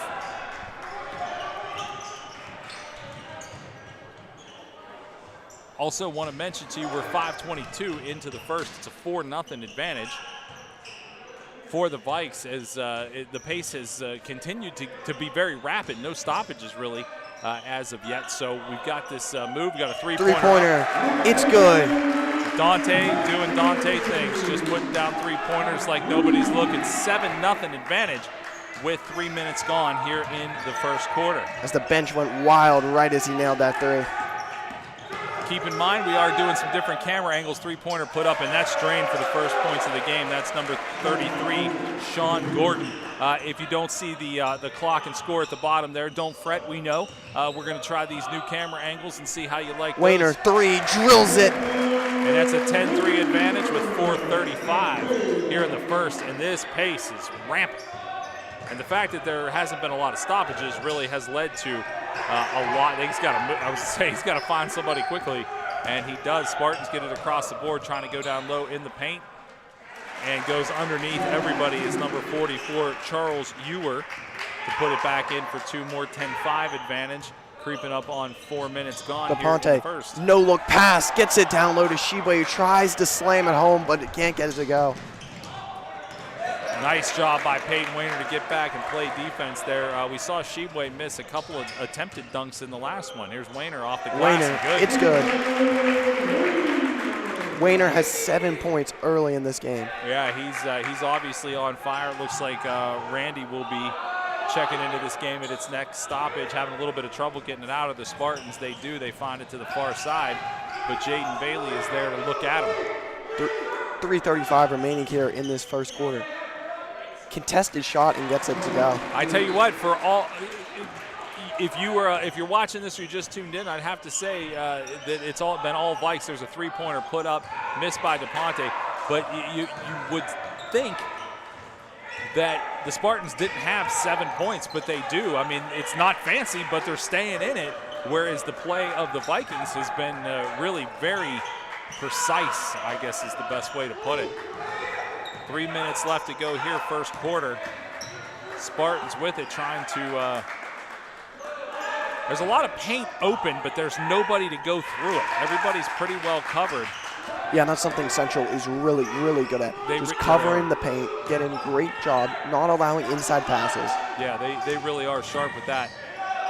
Three-pointer from the far side, put up no good. There for the rebound are the Spartans. That is number 15, Dominic Hips, and he's going to keep that ball in motion for the Spartans. 2:30 left to go here. Three-pointer put up off the back of the rim, no good. Bailey corrals the board. He's going to try to find Christian, but it's going to be taken away. It's going to be a tipped off of Bailey there. Jaden does a nice job of at least disrupting that enough to not make it a clean. As Langston Moses and Vernon Sellers, along with Randy Wilkerson, check into the game. Look at you taking cues, Ryan. You're killing it. Again, hopefully you're enjoying some of these interesting camera angles we can get tonight. Driving, can't get it to go. Wayner finally comes down with the rebound. Boy, Peyton's been instrumental in this first quarter. 2 minutes, 10 seconds left. Langston checks into the game. So does Randy Wilkerson. You know what Randy does. He drops threes. Now he's passing it to DePante. Going to make a move. Try to go inside. He does. Kicks it over to Randy. Wilkerson back over to DePonte. Three-pointer. Gets it to go. Oh, the arc. 15-7 the score. 1:30 or 1:45 left to go in the first. As Dante gets his first basket of the day. Driving in. Can't get to go. Nice job Second there. chance effort does, though. Yeah, Sean Gordon puts it back for 2, 15-9 with 90 seconds left to go first quarter. Dante. Can't get to go. Yeah, he missed that second one too, but there for the rebound, looking sharp so far is Vernon Settles. He's in Langston Moses, he was inactive last game. Actually, Langston took an elbow there, I think, and it was unintentional contact. I think he distributed one and took one into the corner with Charles Ewer, who's going to come off. Charles looks to be okay, but I think he did get one in the chops as well. 15-9 our score here with 1:10 remaining. So now Hempfield going to bring it down the court. And we are. This is going to be a missed pass. It's going to be central ball. That's something you saw Hempfield do a lot in the JV game, just missing a pass inside, outside, just like forcing one too far and not hitting him in the chest. A few times, and a nice job by Randy to not put his paws out there to catch it. He just let it go out knowing that it went off of a defender, so didn't put himself in a bad spot. They were able to just get the uncontested inbound, and 49 seconds left to go. Dante with it, going to give it to Peyton. Decides to step back, puts it over to Vernon, and now inside to DePonte off the glass. Dante gets it to go, and now Dante now has 5 on the day. 35 seconds left to go, 17-9 the score. Oh, and Peyton, not a kicker, but puts one into the stands right there. That was a great defensive play. He stuck his leg out as far as he can to get that ball and kicked it all the way up into the stands. Kick, save, and a beaut. Speaking of hockey, Evgeny Malkin back on the ice tonight, 10 o'clock against Anaheim. Good to see Gino back in the lineup after missing all these games. Penguins on a tear right now as well. 25 seconds left to go. Spartans looking to get a few more on the scoreboard. 17-9 the score, 20 seconds. It's Vernon Sellers making a great defensive stop there. 13 seconds. Yeah, we're salting it away. Spartans looking for an open man. They do find somebody to get underneath the hoop. They're looking for a three-pointer. They're going to take it. It's going to be off the mark. There for the rebound. 3 seconds left. 2, 1. It's put back up off the glass, and they're going to take a foul with 1 second left on the clock. And that is... Who took that one? That was number 3. Vernon Settles took his first. And they'll collect on that first bucket, 17-10.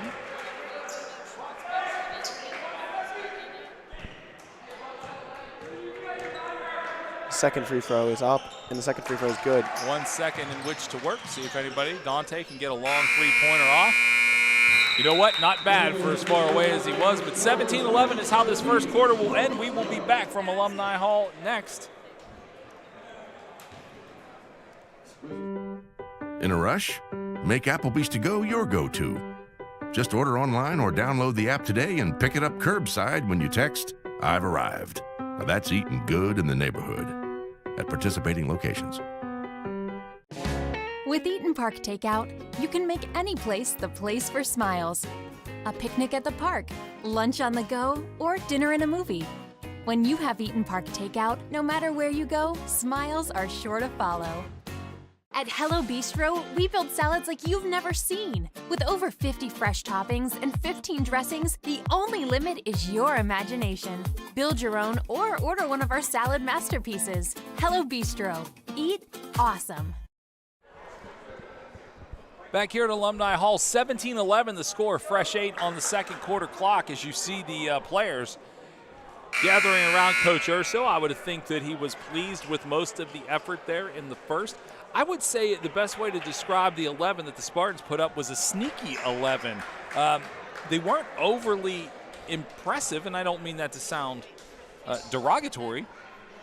They just were patient enough to get what was given to them. They weren't the aggressor in any way, shape, or form, I guess is the best way to put that, as we are back into action here. Randy has it on the far side.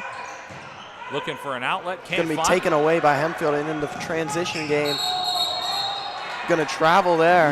Easy call to make. Yeah, Dominic Hips picked up the ball, and he ran with it. Unfortunately, he held on to it while he was running with it. You can't do that. Langston Moses back in the game today. Good to see Langston back out there on the floor after missing the last one. DePonte Going to kick it over to Wayner, back over to Dante.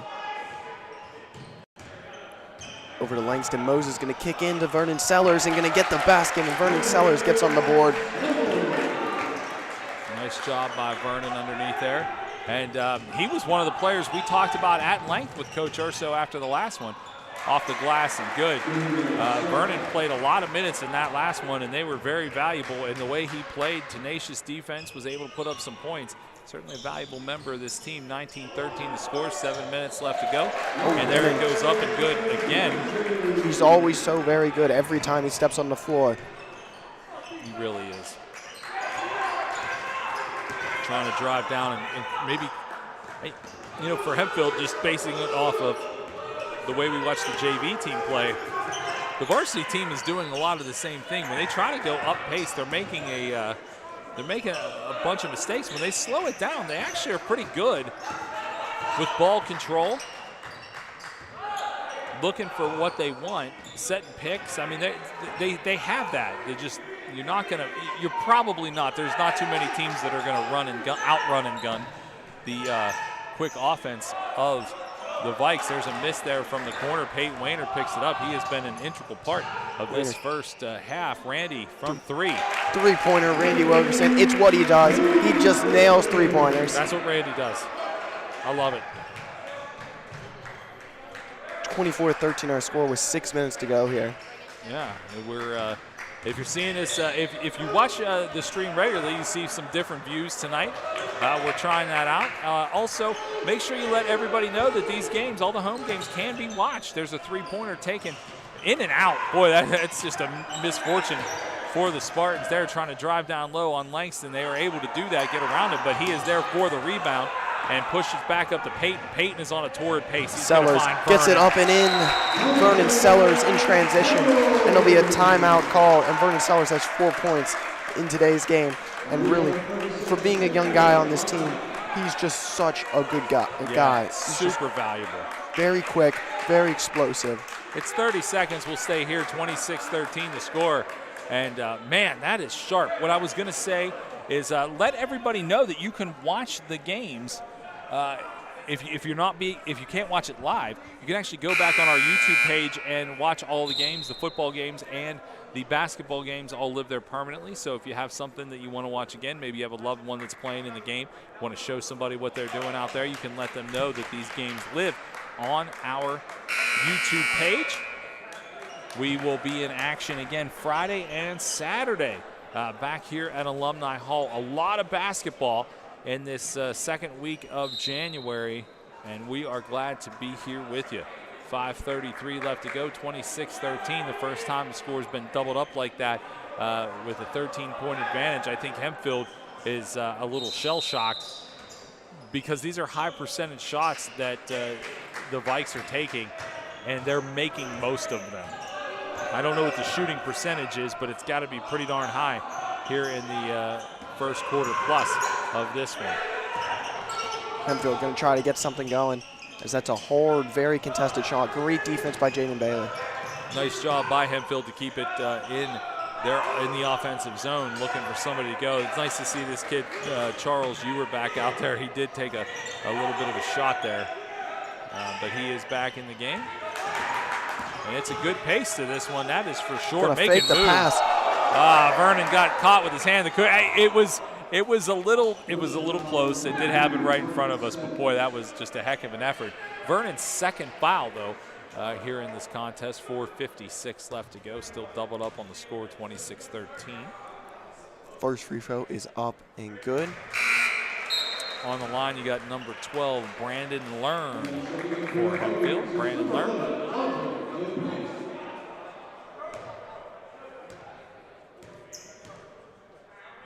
Second free throw is up and good. 26-15, cut that lead down to 11 with 4:53. DePonte going to bring up the court. Kicks over to Wilkerson. Randy knew he had Jaden behind him, and he was just unable to get it to him. Jaden was there all by himself on the far side in three-point land, but couldn't get the ball back to him. And Bailey, great defense there. Force it out of bounds. Still not allow it across half court. Yeah, puts that foot out well before it gets to the midcourt stripe. Looks like Brady's checked into the game as well. Brady Solinsky in. Always adds a spark, adds a lot of speed to the team, and everybody was looking the opposite direction, which led Ewer right through the paint and in for an easy two. 26-17, 4:25 left to go. Wilkerson, three-pointer, can't get to go. Rebound, Hempfield. It's going to be a foul called on Brady Solinsky. Not a lot of contact there, No. Very little, but they still end up calling the foul. Brady's going to check out. DeBaba's back in. Shibwe had a little bit of a break. Of course, DeBaba Shibwe's brother is Oscar Shibwe of the University of Kentucky, one of the most electrifying players in college basketball right now. Yeah, I had a chance to watch him play a couple times in Morgantown when he was at WVU, and he is just that good. Inside and no going there for number one, Harrison Sowers, and back up the floor again. Quickly are the Vikings. Three-pointer taken and delivered by Tepante. We have our first player in double digits today, and who else would it be other than Dante DePonte? Seriously, 29-17. Back quickly. Good on the Spartans. They're not going to let this go away. 29-19 the score with 3:40. They need to stop the clock. Stop the clock. The clock is still rolling, but it needs to stop. Oh, and it did. Okay, 3:32. They're going to reset that to 3:40. And there's a full timeout, so we'll take a break here for 60 seconds and be back. Does your ring need to be resized? Do you have a chain or other jewelry that's broken? At Henny Jewelers, we're proud to offer jewelry repair services right on site, from resetting diamonds to sizing, soldering, clasp repair, bead restringing, and more. Our highly skilled and experienced jewelers are some of the best in the industry, with over 80 years of combined experience. We'll work with you to get your jewelry repaired quickly with top customer service and a name you can trust. Contact Henny today. Henny Jewelers, your jewelers for life.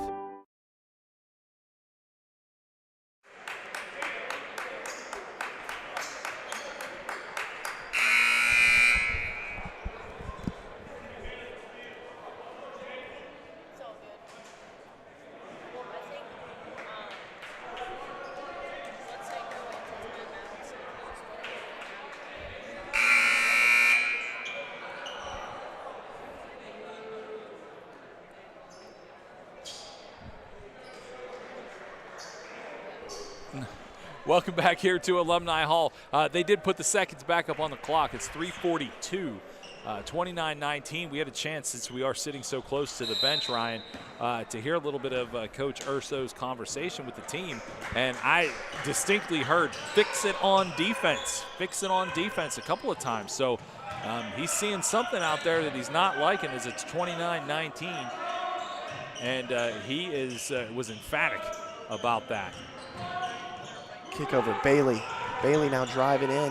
Going to kick it back out to Wayner. Wayner's on fire in this one. He's got to be close to double digits. Yeah, Wayner has 7 points. And steal by Hempfield. That is not going to make Coach Urso very happy. Ticking clock here at 3 minutes, and Tommy Christian's going to put the boot out. Boy, it's odd to see, but there's been 3 defensive kicks in this game so far. Yeah, very odd. Not really supposed to kick the ball. You're supposed to dribble it with the hand. Yeah, it's not something you intended to see, but it's happened quite a few times. Going to try to put that ball off of, actually he put it off of a Viking player out of bounds. That's Charles Ewer. So an inbound here by the Spartans. DeBaba's got his, is in his way. Although they do find it down low inside. I'm not so sure there wasn't an extra step taken there. Three-pointer missed. DeBaba grabs the rebound.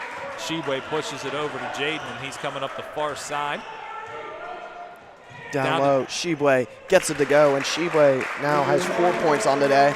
Yeah, nice and easy. Nice pass by Jaden down to DeBaba, and no problem off the glass with 2:30 left to go here in the second quarter. And they expand the lead to 31-19. Off the fingertips, Tepante is going to, the coach is not very happy William Swan is the head coach at Hempfield, and he gave one of his players the business. Now, he got much calmer, but he was certainly activated. And of course, Coach Urso, much more calm player. Coach Urso, that's what I was saying. This three-pointer taken by DePante off the glass, no good. Langston there for the rebound. Good to see him in the game. Back to Jaden. Three-pointer taken, no good. Rebound grabbed by the Spartans. They're trying to move it quickly and get a handle on it. They can't, but Jaden Bailey does, and he is back up the court that quick. DePante with it, going to make a move, go inside. Net. Pass it back to Tommy Christian. Back to Dante. Dante going to play a little mind game there with you. Move inside. Nope. Over to Tommy Christian. Christian, three-pointer, good. Tommy drains at 34-19 with 1:45 left to go here in the first half. And that was textbook movement. Let's find it, and then we find it on the far side. Drained by Christian off the glass, no good for Hempfield, and grabbed again by Dante with 90 seconds left to go here in the first half. Tommy Christian has it, going to go inside. Ball bounces off his foot and gets to Jaden. Jaden's going to slow the pace down. That one's going to be taken away. Yeah, loses a handle. Shibwe on the chase down, not going to get a block though, but an easy lay-in. And that will not please Coach Urso. 34-19 is not the score. It's 34-21. They're going to call a carry there on there Dante. You go. Scoreboard updated, 34-21. 62 seconds left. Coach Urso trying to build up the upbeat of the team, trying to make sure they stay positive. Yeah. And he's good at that. As he's overthrown Christian. Oh, Tommy Christian. There is a collision on the far side. Tommy Christian collides with Brandon Learn. Brandon Learn definitely took the brunt of that. Well, we say it every game. Tommy Christian is the biggest hustle guy you see out here. Tommy Christian equals hustle. Look it up. Under a minute. Spartans looking for something, anything. And we are going to have a foul called on, was that 20 Christian again? Yep. Tommy Christian again going to get called for the foul. So Randy Wilkerson's now going to check in. Tommy Christian has 5 points today, along with 2 fouls, which he's sustained in a matter of about 20 seconds. Yeah, it was. They were back to back and quick. Second one, I'm not so sure about. First one, he earned every second of that. I'm not sure about that. They're going to say everything's fine there as the Spartans move around. Three-pointer taken by the far side. It's good. As Langston Moses hit the ground.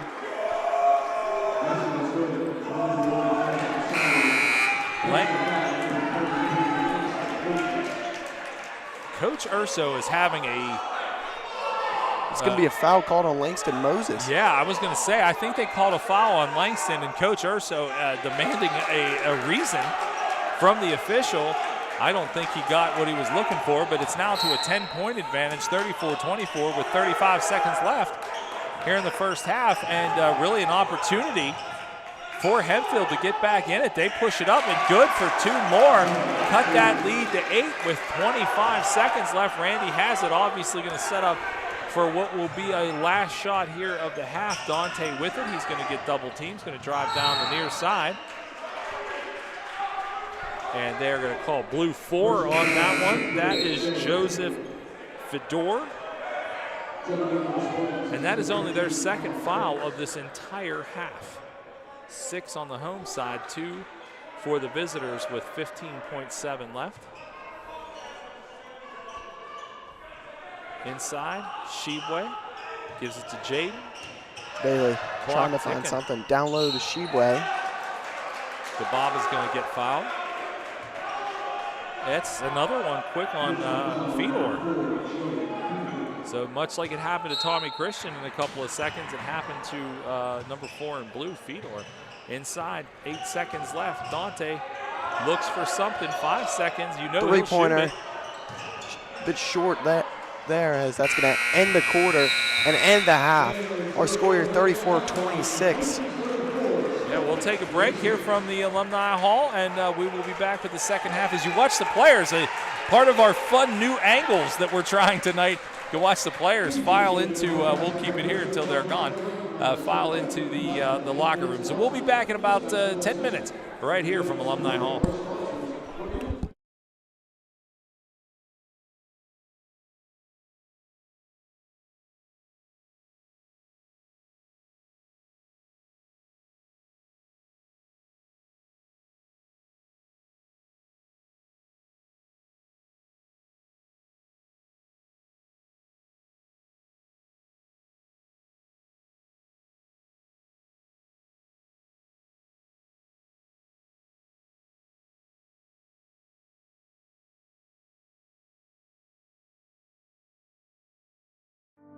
Workspace Solutions is true to their name. They are experts at helping customers find the perfect office furniture and workspace solutions. They can manage the entire process from design and planning to installation. As a leading independent dealer in the Pittsburgh region, Workspace Solutions' focus is to meet your needs with friendly and efficient service. You can visit them online at wsioffice.com.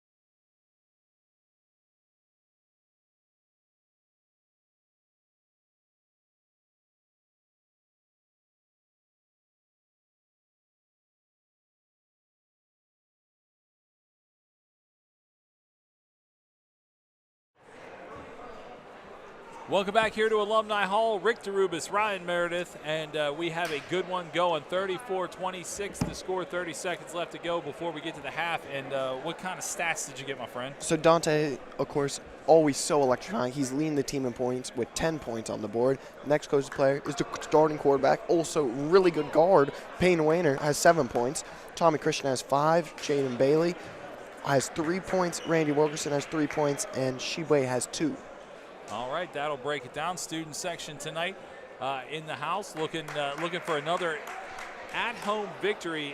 Mention again, lots of basketball this week. We are home again on Friday and Saturday. We will bring you both of those games. In fact, I think Saturday we might be bringing you a freshman game, a JV game. This place will be a lot more packed on Friday and Saturday due to the fact it is midterms week here at Central, so a lot of studying needing to be done. Sure, plenty of studying need to be done, but for the weekend, it's time to roll and support your Vikes.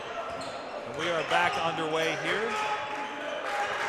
Starting off are the Spartans looking for something. They find something down low. Jaden legitimately jumped past the shooter, but catches him on the way down with the hand. And he'll get his first foul of the game.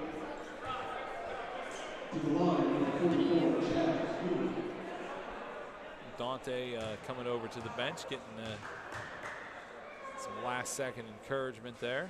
First foul shot, no good by 44, Charles Ewert.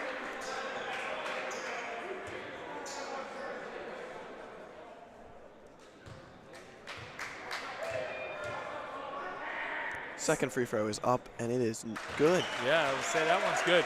He's wearing, and Ryan, maybe you know what these are a little better than I do.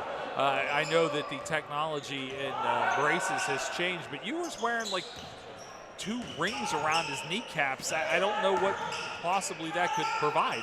I don't know. I got the littlest clue. Yeah, I have no idea. There's a three-pointer missed.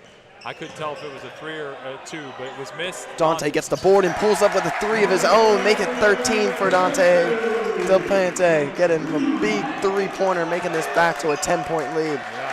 Yeah, he was true from there. Actually, he was out from the line of ways too when he took that shot. Spartans looking for something now. Swings it over. Hempfield trying to find something as he kicks it back out to yours. They're not having a ton of opportunity in the paint, which most teams are having a hard time getting against the Vikes anyway, but there's a 3-pointer take. Boy, banks are open. That was high off the glass and down. 3-pointer, and that will get the score a little bit closer, 37-29, 6:38. DePonte can't get to go, but Shibwe just grabs the ball out of his hands from behind him. What a play. Can't get the to go there, but gets another rebound, and he's going to be fouled and going to the line. That's 2 offensive rebounds on 1 possession for Shibwe. Yeah, he's having a hard time getting that to fall in the last couple of games. I mean, he's there. He's in the right spot. They're not falling, but he did get fouled, so he will go to the line.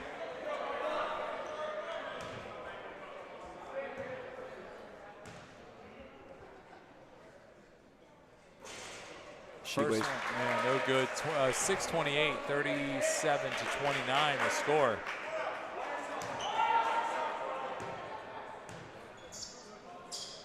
Second free throw is up, and it is no good. Yeah, he missed them both. And on we go. 37-29. Spartans move the ball up. Viewer has it. Gets it over to 15. That's Hips. Back to 4. Going to find some room inside. That is a very nice play. That's a very nice play to dip underneath. Is that Fedor? Dante kicks over. Christian cross to Payne Wayner. Payne Wayner has 7 points today. Yeah, Peyton has made the most of his time out there tonight. Going to try to drive low on the baseline, get it down to Shibwe gets it to go, and an one there. And that's exactly what you want to see. Get that high percentage shot down low to Shibwe.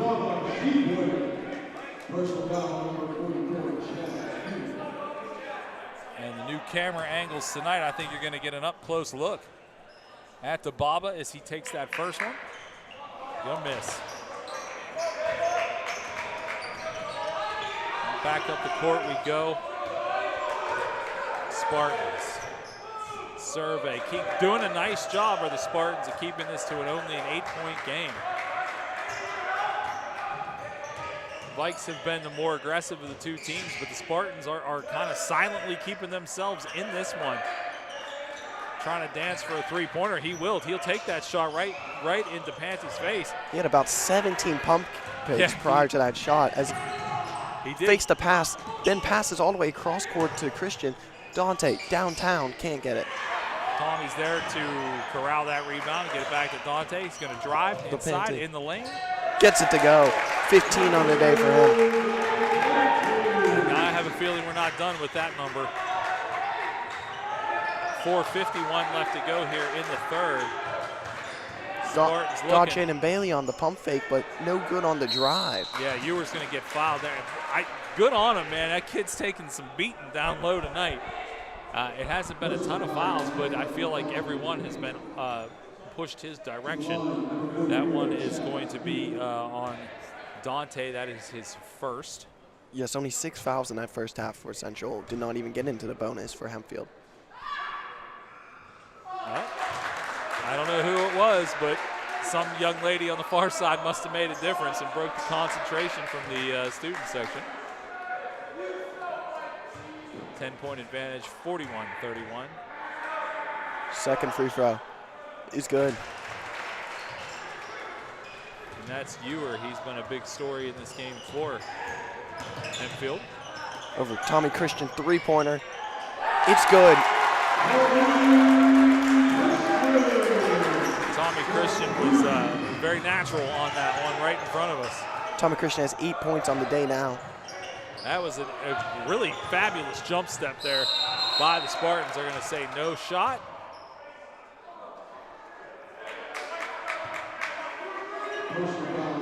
Looks like Sheboy's going to pick up the second foul.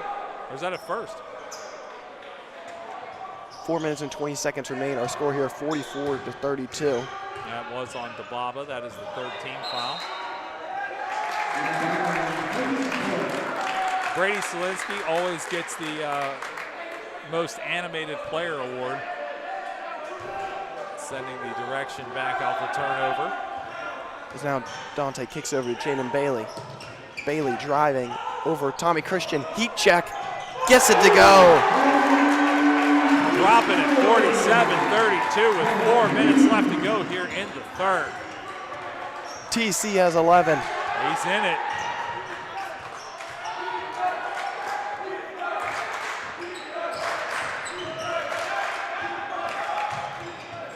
Hempfield looking for something. They got to slow this pace down a little bit. Nice job by Hempfield. They didn't get worried. They just got to the point. Got it in the paint off the glass for 2 more, so 47-34. Dante driving. Rebound to Baba, but he's going to get fouled and he'll go to the line for 2.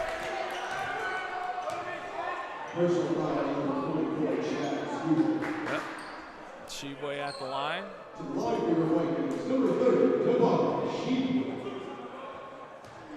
Randy Wilkerson's going to check in for, I think, Tommy Christian here after this first shot. Yeah. Makes that second one. Oh, Jaden's going to check out. Wilkerson in.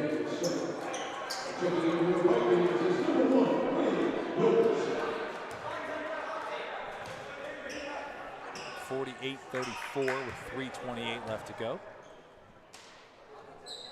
Sheboy, free throw, good. Yeah, he's heating up a little bit here in the second half.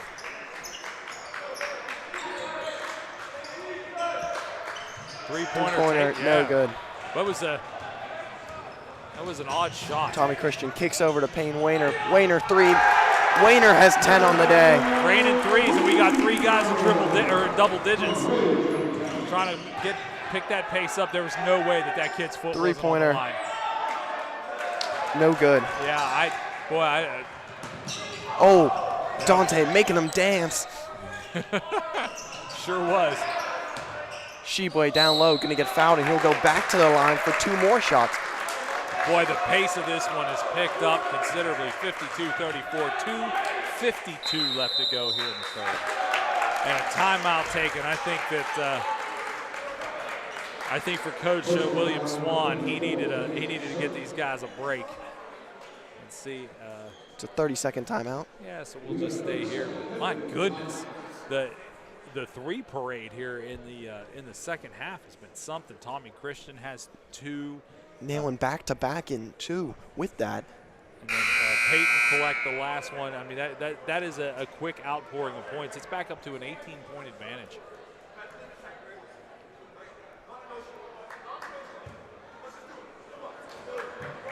All right. I didn't catch a lot of what Coach Urso was saying to the team there, but obviously has to be pretty happy about the way this has progressed here in the second half. When you have 3 players in double digits, things are going well. And you have 52 points. You're distributing the offense pretty well. Because what is it? Dante has what, 15? Yes, Dante has 15. Tommy Christian has 11. Payne Wayner has 10. Those are the 3 players in double digits. Yeah. So I mean, you've got some contributions from others, and DeBaba is helping his cause on the way to a double-digit night. That's another one for him.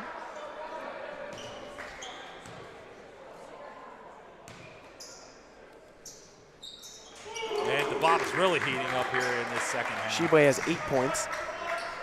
2:50 left to go, 54-34. In favor of the home team.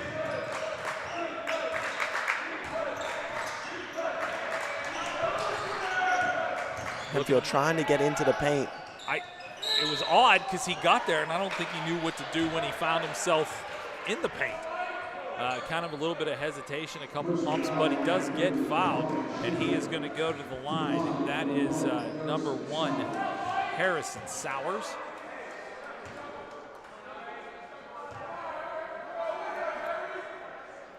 That free throw is no good. First one bounces out. Fouls even up at 4 apiece.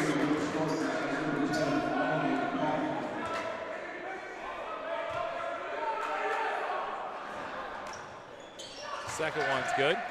Cuts it back down to a 19-point lead for Central Catholic. Dante kicks it over. Christian. Back over to Dante. Dante's making some moves. Oh, try to get it to Randy. Well, Randy threw a bullet over there to Tommy Christian. That one's going to get punched away, but it's going to remain Central possession. Good defense there by the Spartans. 2:14 remaining, 54-35 our score. So your Vikes out on the floor. Dante, Peyton, DeBaba, Vernon, and Randy Wilkerson. Peyton, three-pointer, up. Good. It's good. 13 for Peyton Wayner today. You can throw touchdowns and make three-pointers. When you're good at both, you might as well do it. 57-35. Spartans looking for an answer. A little bit, I think it was a reach-in foul, but if not, Peyton was on his way. Wilkerson's going to pick up that foul. That's his first. Langston's going to check back into the game.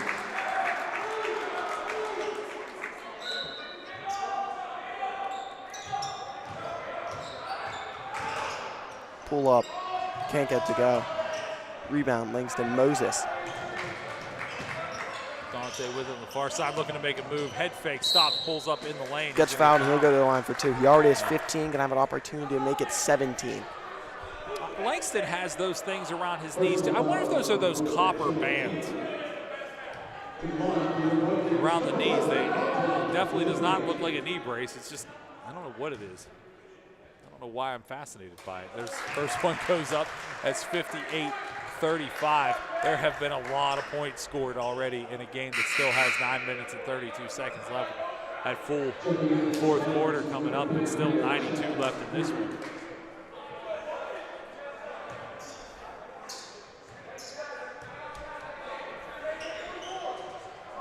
Good miss on that second one.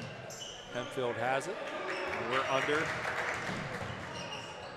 90. Hempfield trying to find a pass, finally hits one. And Dante's going to steal it off the fingertips. No look past the Payne Wainer. No foul No call. foul, yeah. Well, collision, but no Say foul. that's clean. Yeah. And now the other way, going to go out of bounds, and it's going to be central possession. Yeah, it goes off the fingertips. Minute 7 left to go, 58-35. Couple substitutions coming in. Coach Urso has some words for the ref on the no call there for Payne Wainer. Yeah, I mean, that was quite the collision. Everybody was okay, but they hit pretty hard.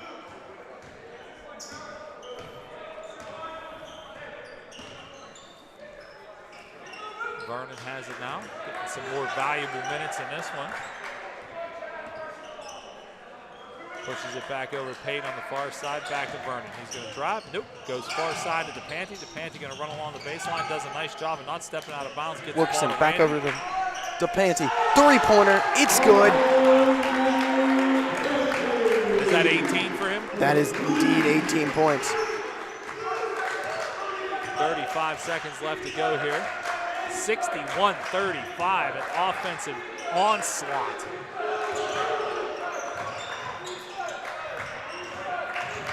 And we're not even in the fourth quarter yet. Yeah, that's a scary number for 3 quarters. No good. Payton able to grab that rebound off the front. They're going to slow the pace down with 15 seconds left to go, try to set up for a final shot. Will Dante reach 20 on this one? Goes off the glass, no good, gets his own rebound. Fouled, doesn't get to go. But he'll go to the line for 2 shots. Yeah, if he's going to get 20, he's going to get there from the foul line. 5 seconds left to go.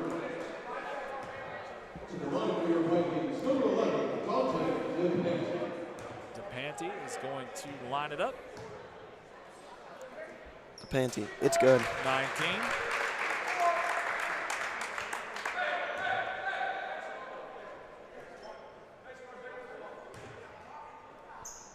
Looking for that second one. Second free throw is up and good. And he will hit the 20 mark by the 3rd period. 5 seconds left to go, inbound. Hempfield just going to obviously be content to let that clock run out. 63-35 your score. We'll be back with the 4th quarter.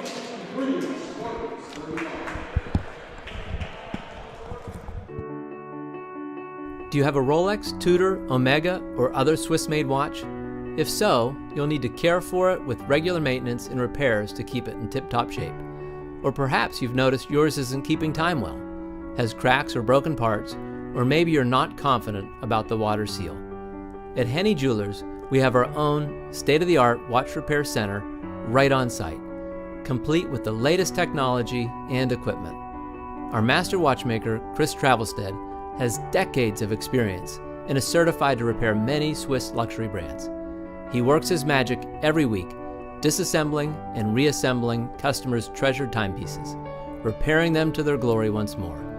He can replace batteries in about an hour, do water tests and seals on the same day, and make more extensive repairs, including full overhauls, right on site. Contact us today and tell us about your watch repair needs. Henny Jewelers, your jewelers for life. As you can see on your screen, 63-35 the score, and it has just been an offensive outpouring here. Dante has 20, 2 other players in double figures, and I have a feeling that we'll see at least a 4th. Because DeBaba has, what, 9? Yes, DeBaba is 8. 8. Jaden, Langston, Dante, Randy, and Vernon in the game right now. Your Vikes on the floor. Getting dangerously close to that line. Nice job by Dante. And it's obvious that Hempfield's going to try to do whatever they can, and it worked. That press worked. Able to grab that ball, and boy, they just didn't do anything with it. That has got to be so frustrating for Coach Swan. They really pressed right there and were able to do exactly what the press is created to do. And they just could not take advantage of it. 7:27 here in the 4th. Rick DeRubis, Ryan Meredith with you. Langston has it. He's down in the paint looking for somebody. That somebody's Randy. Wilkerson in and out. Boy, Langston got up there big. And there's Jaden Bailey with offensive rebound and an and one for Jaden Bailey. That's Jaden Bailey's first bucket since the first quarter. Is it really? Wow. I guess so. I was just really impressed by how high up Langston got to grab that rebound.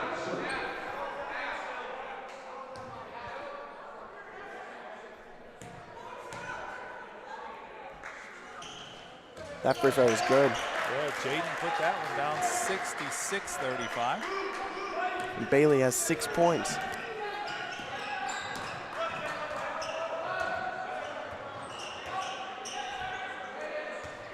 And with that last foul, Central's now in the bonus. Yeah, Jaden's there with the steal. We'll see if he goes all the way. He does. And trying to find Langston Moses, but the pass just ended up right in the Hempfield defender's hand. yeah, Harrison Sowers did a nice job there of just essentially snatching that ball out of midair. It was in tight, too. I mean, that's not always easy to do, but he found the ball, just pulled it out before it could be delivered. Hempfield inbound. Now Hempfield gonna bring it down. 6:41 remaining. Ewers looking for something. Langston's in his grill. Pushes it to the near side, trying to go down low. They do, but they're going to turn the ball back over to Central. Jaden has come alive here in this fourth quarter. Vernon looked to drive inside. Vernon Sellers down low to Langston Moses as Moses gets in there and gets a basket. Couldn't have drawn that up any better. 68-35. There's still 6 minutes left to go in this game, and we have our Vikes over the average. Three-pointer makes it. Did he shoot that from his waist? It was a really low, like it was a low shot. The ball came real low out of his hands. I also didn't see him jump on a jump shot. No, he didn't. Dante with it, passes it over to Jaden. Jaden takes that shot. Dante's going to be down inside. It goes off his fingertips and out of bounds. Got a new Vike coming into the game. Number 23, junior Patrick Newell. Checking in. Langston checks out.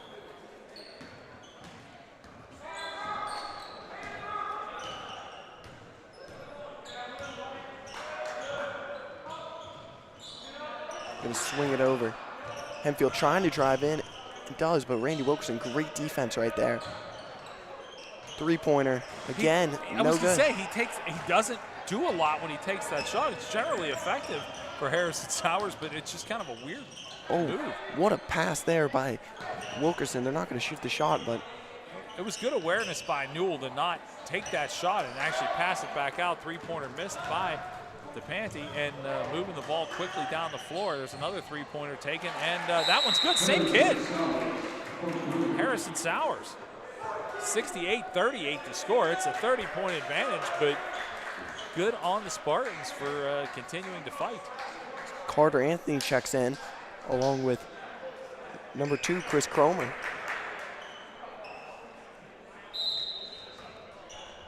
Dante's evening's probably done.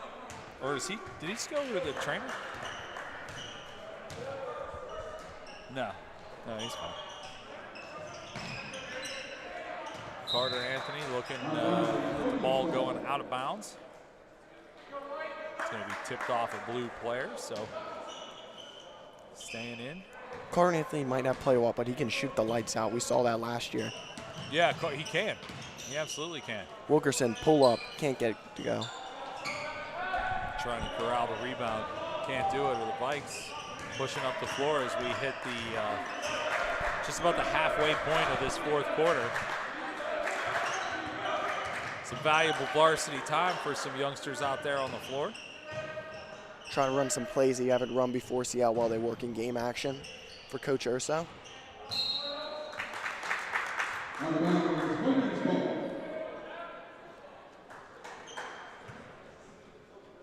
And Chris Cromer going to bring it up the court. Yeah. Oh, looks like Brady Selinsky's going to check back in at our next whistle. Over to Cromer. Probably going to be content to just kill a little bit off this clock. Cromer driving down low to Carter Anthony. Nice job by Carter. Nice awareness to not only grab that pass, but know that there was no way to go up and shoot it. Vernon Sellers now with the ball. Sellers. Kick over. Yeah, he brings it over to Randy. Randy won't be afraid to shoot the lights out on you either. Back on the far side, Vernon. Over to Chris Cromer. Over to Vernon Sellers. And they've melted almost a minute off of this clock. Ball gets caught up in Carter Anthony's feet with number 15, Dominic Hips. A foul called, and everybody's in the bonus now, 7-7.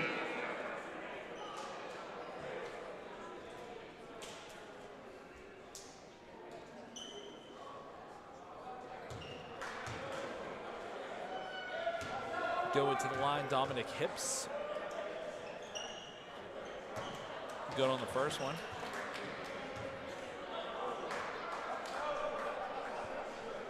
(68-42) the score, 2:47 left to go.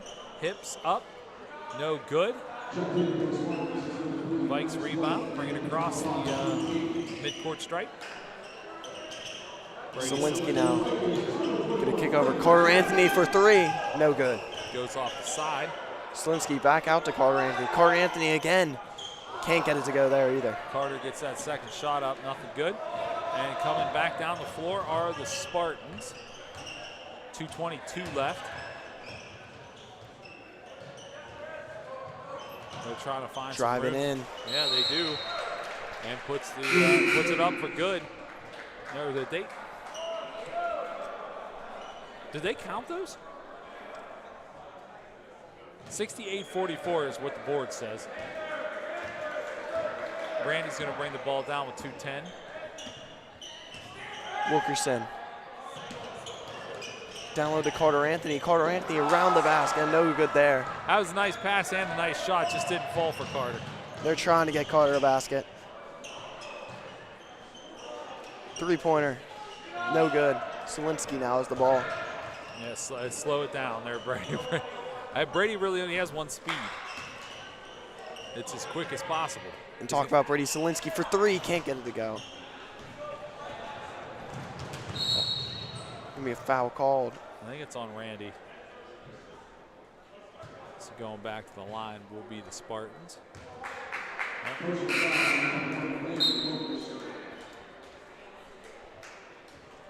Checking in for the Spartans is number 11, Adam Flowey. At the line, number 10. That is Landon Kaufman. Landon's first one is good. 1:36 left to go, 68-45. Second one no good there for the rebound of the Vikes, and we are around 90 seconds left in this one. Coming up after the end of the game and the end of the game handshakes, we'll hopefully get a hold of Coach Urso. He'll be joining us here in the booth to discuss this one. Carter Anthony has it, pushes it back out. And just content to melt this clock away. Randy has it on the far side, going to drive inside, Wilkerson. back out. Cromer for three, can't get it to go. Cromer, we wanted him to have that one, and we are under 60 seconds. 68-45. I love how the Vikings players are really cheering for the youngsters that are in the game right now. The senior leadership really pushing for these young guys to get an opportunity. There's Randy there. Randy Wilkerson gets the steal away. He's going to slow it down. Oh, he had a wide open Carter Anthony in the paint, but they're just going to run down this clock. Yeah, 35 seconds left, 68-45, and I would doubt you'll see a whole lot of action because they just try to. And Chris Cromer gets in. As I say it, Cromer puts it down for two. 70 points tonight, 70. That one's going to be stolen by Carter Anthony. The whole place wants it.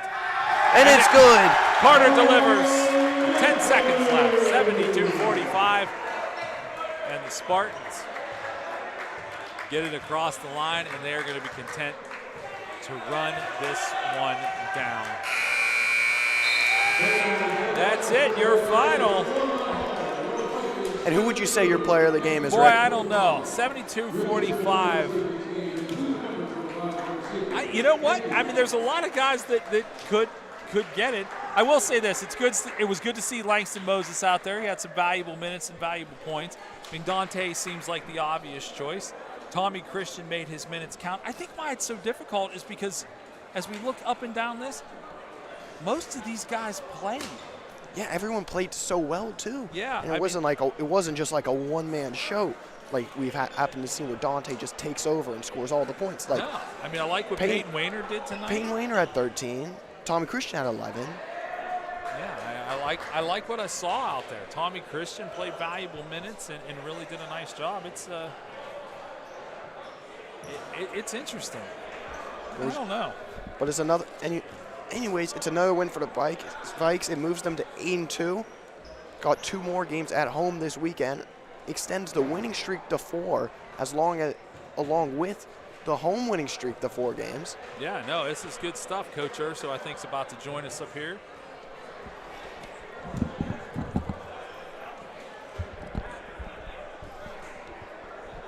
Coach, congratulations. You guys put up big points tonight, 72. I don't know if this is the biggest outpouring of the season, but it's got to be close if it's not. It is. Yeah, that's our highest so far this season, which is great. We've been close a few times. We've missed some free throws in other games that we could have probably gotten higher 60s, low 70s, but my biggest thing was defensively. Tonight was to hold this team under 50 points was our goal. I mean, right from the start. And they put up 65 on us last year, the one time that they played us. So we really wanted to make a statement tonight, hold them under 50 points, which we did. And credit to our guys for just kind of being locked in the second half. You're generally pretty quiet considering how close we're sitting to you, but tonight I distinctly heard you say several times, fix it on defense. Yeah. And so that was clearly a focus for you. Maybe, I don't know that this game ever felt like it wasn't going to go in your direction, but it's the coaching moments of we can keep this below 50. And that's what it is. And the better our defense is, it creates so much easier offense for us. And we have so many weapons that can stretch the floor and run for layups and knock down threes. But it's guys like, just get stops. Get multiple stops in a row. Have that desire to guard so that we can play with pace and score in the 70s because we can do it more. So that's what I kept saying. Is guys, fix it. Like, this isn't good enough yet. Fix it. So we did, second half.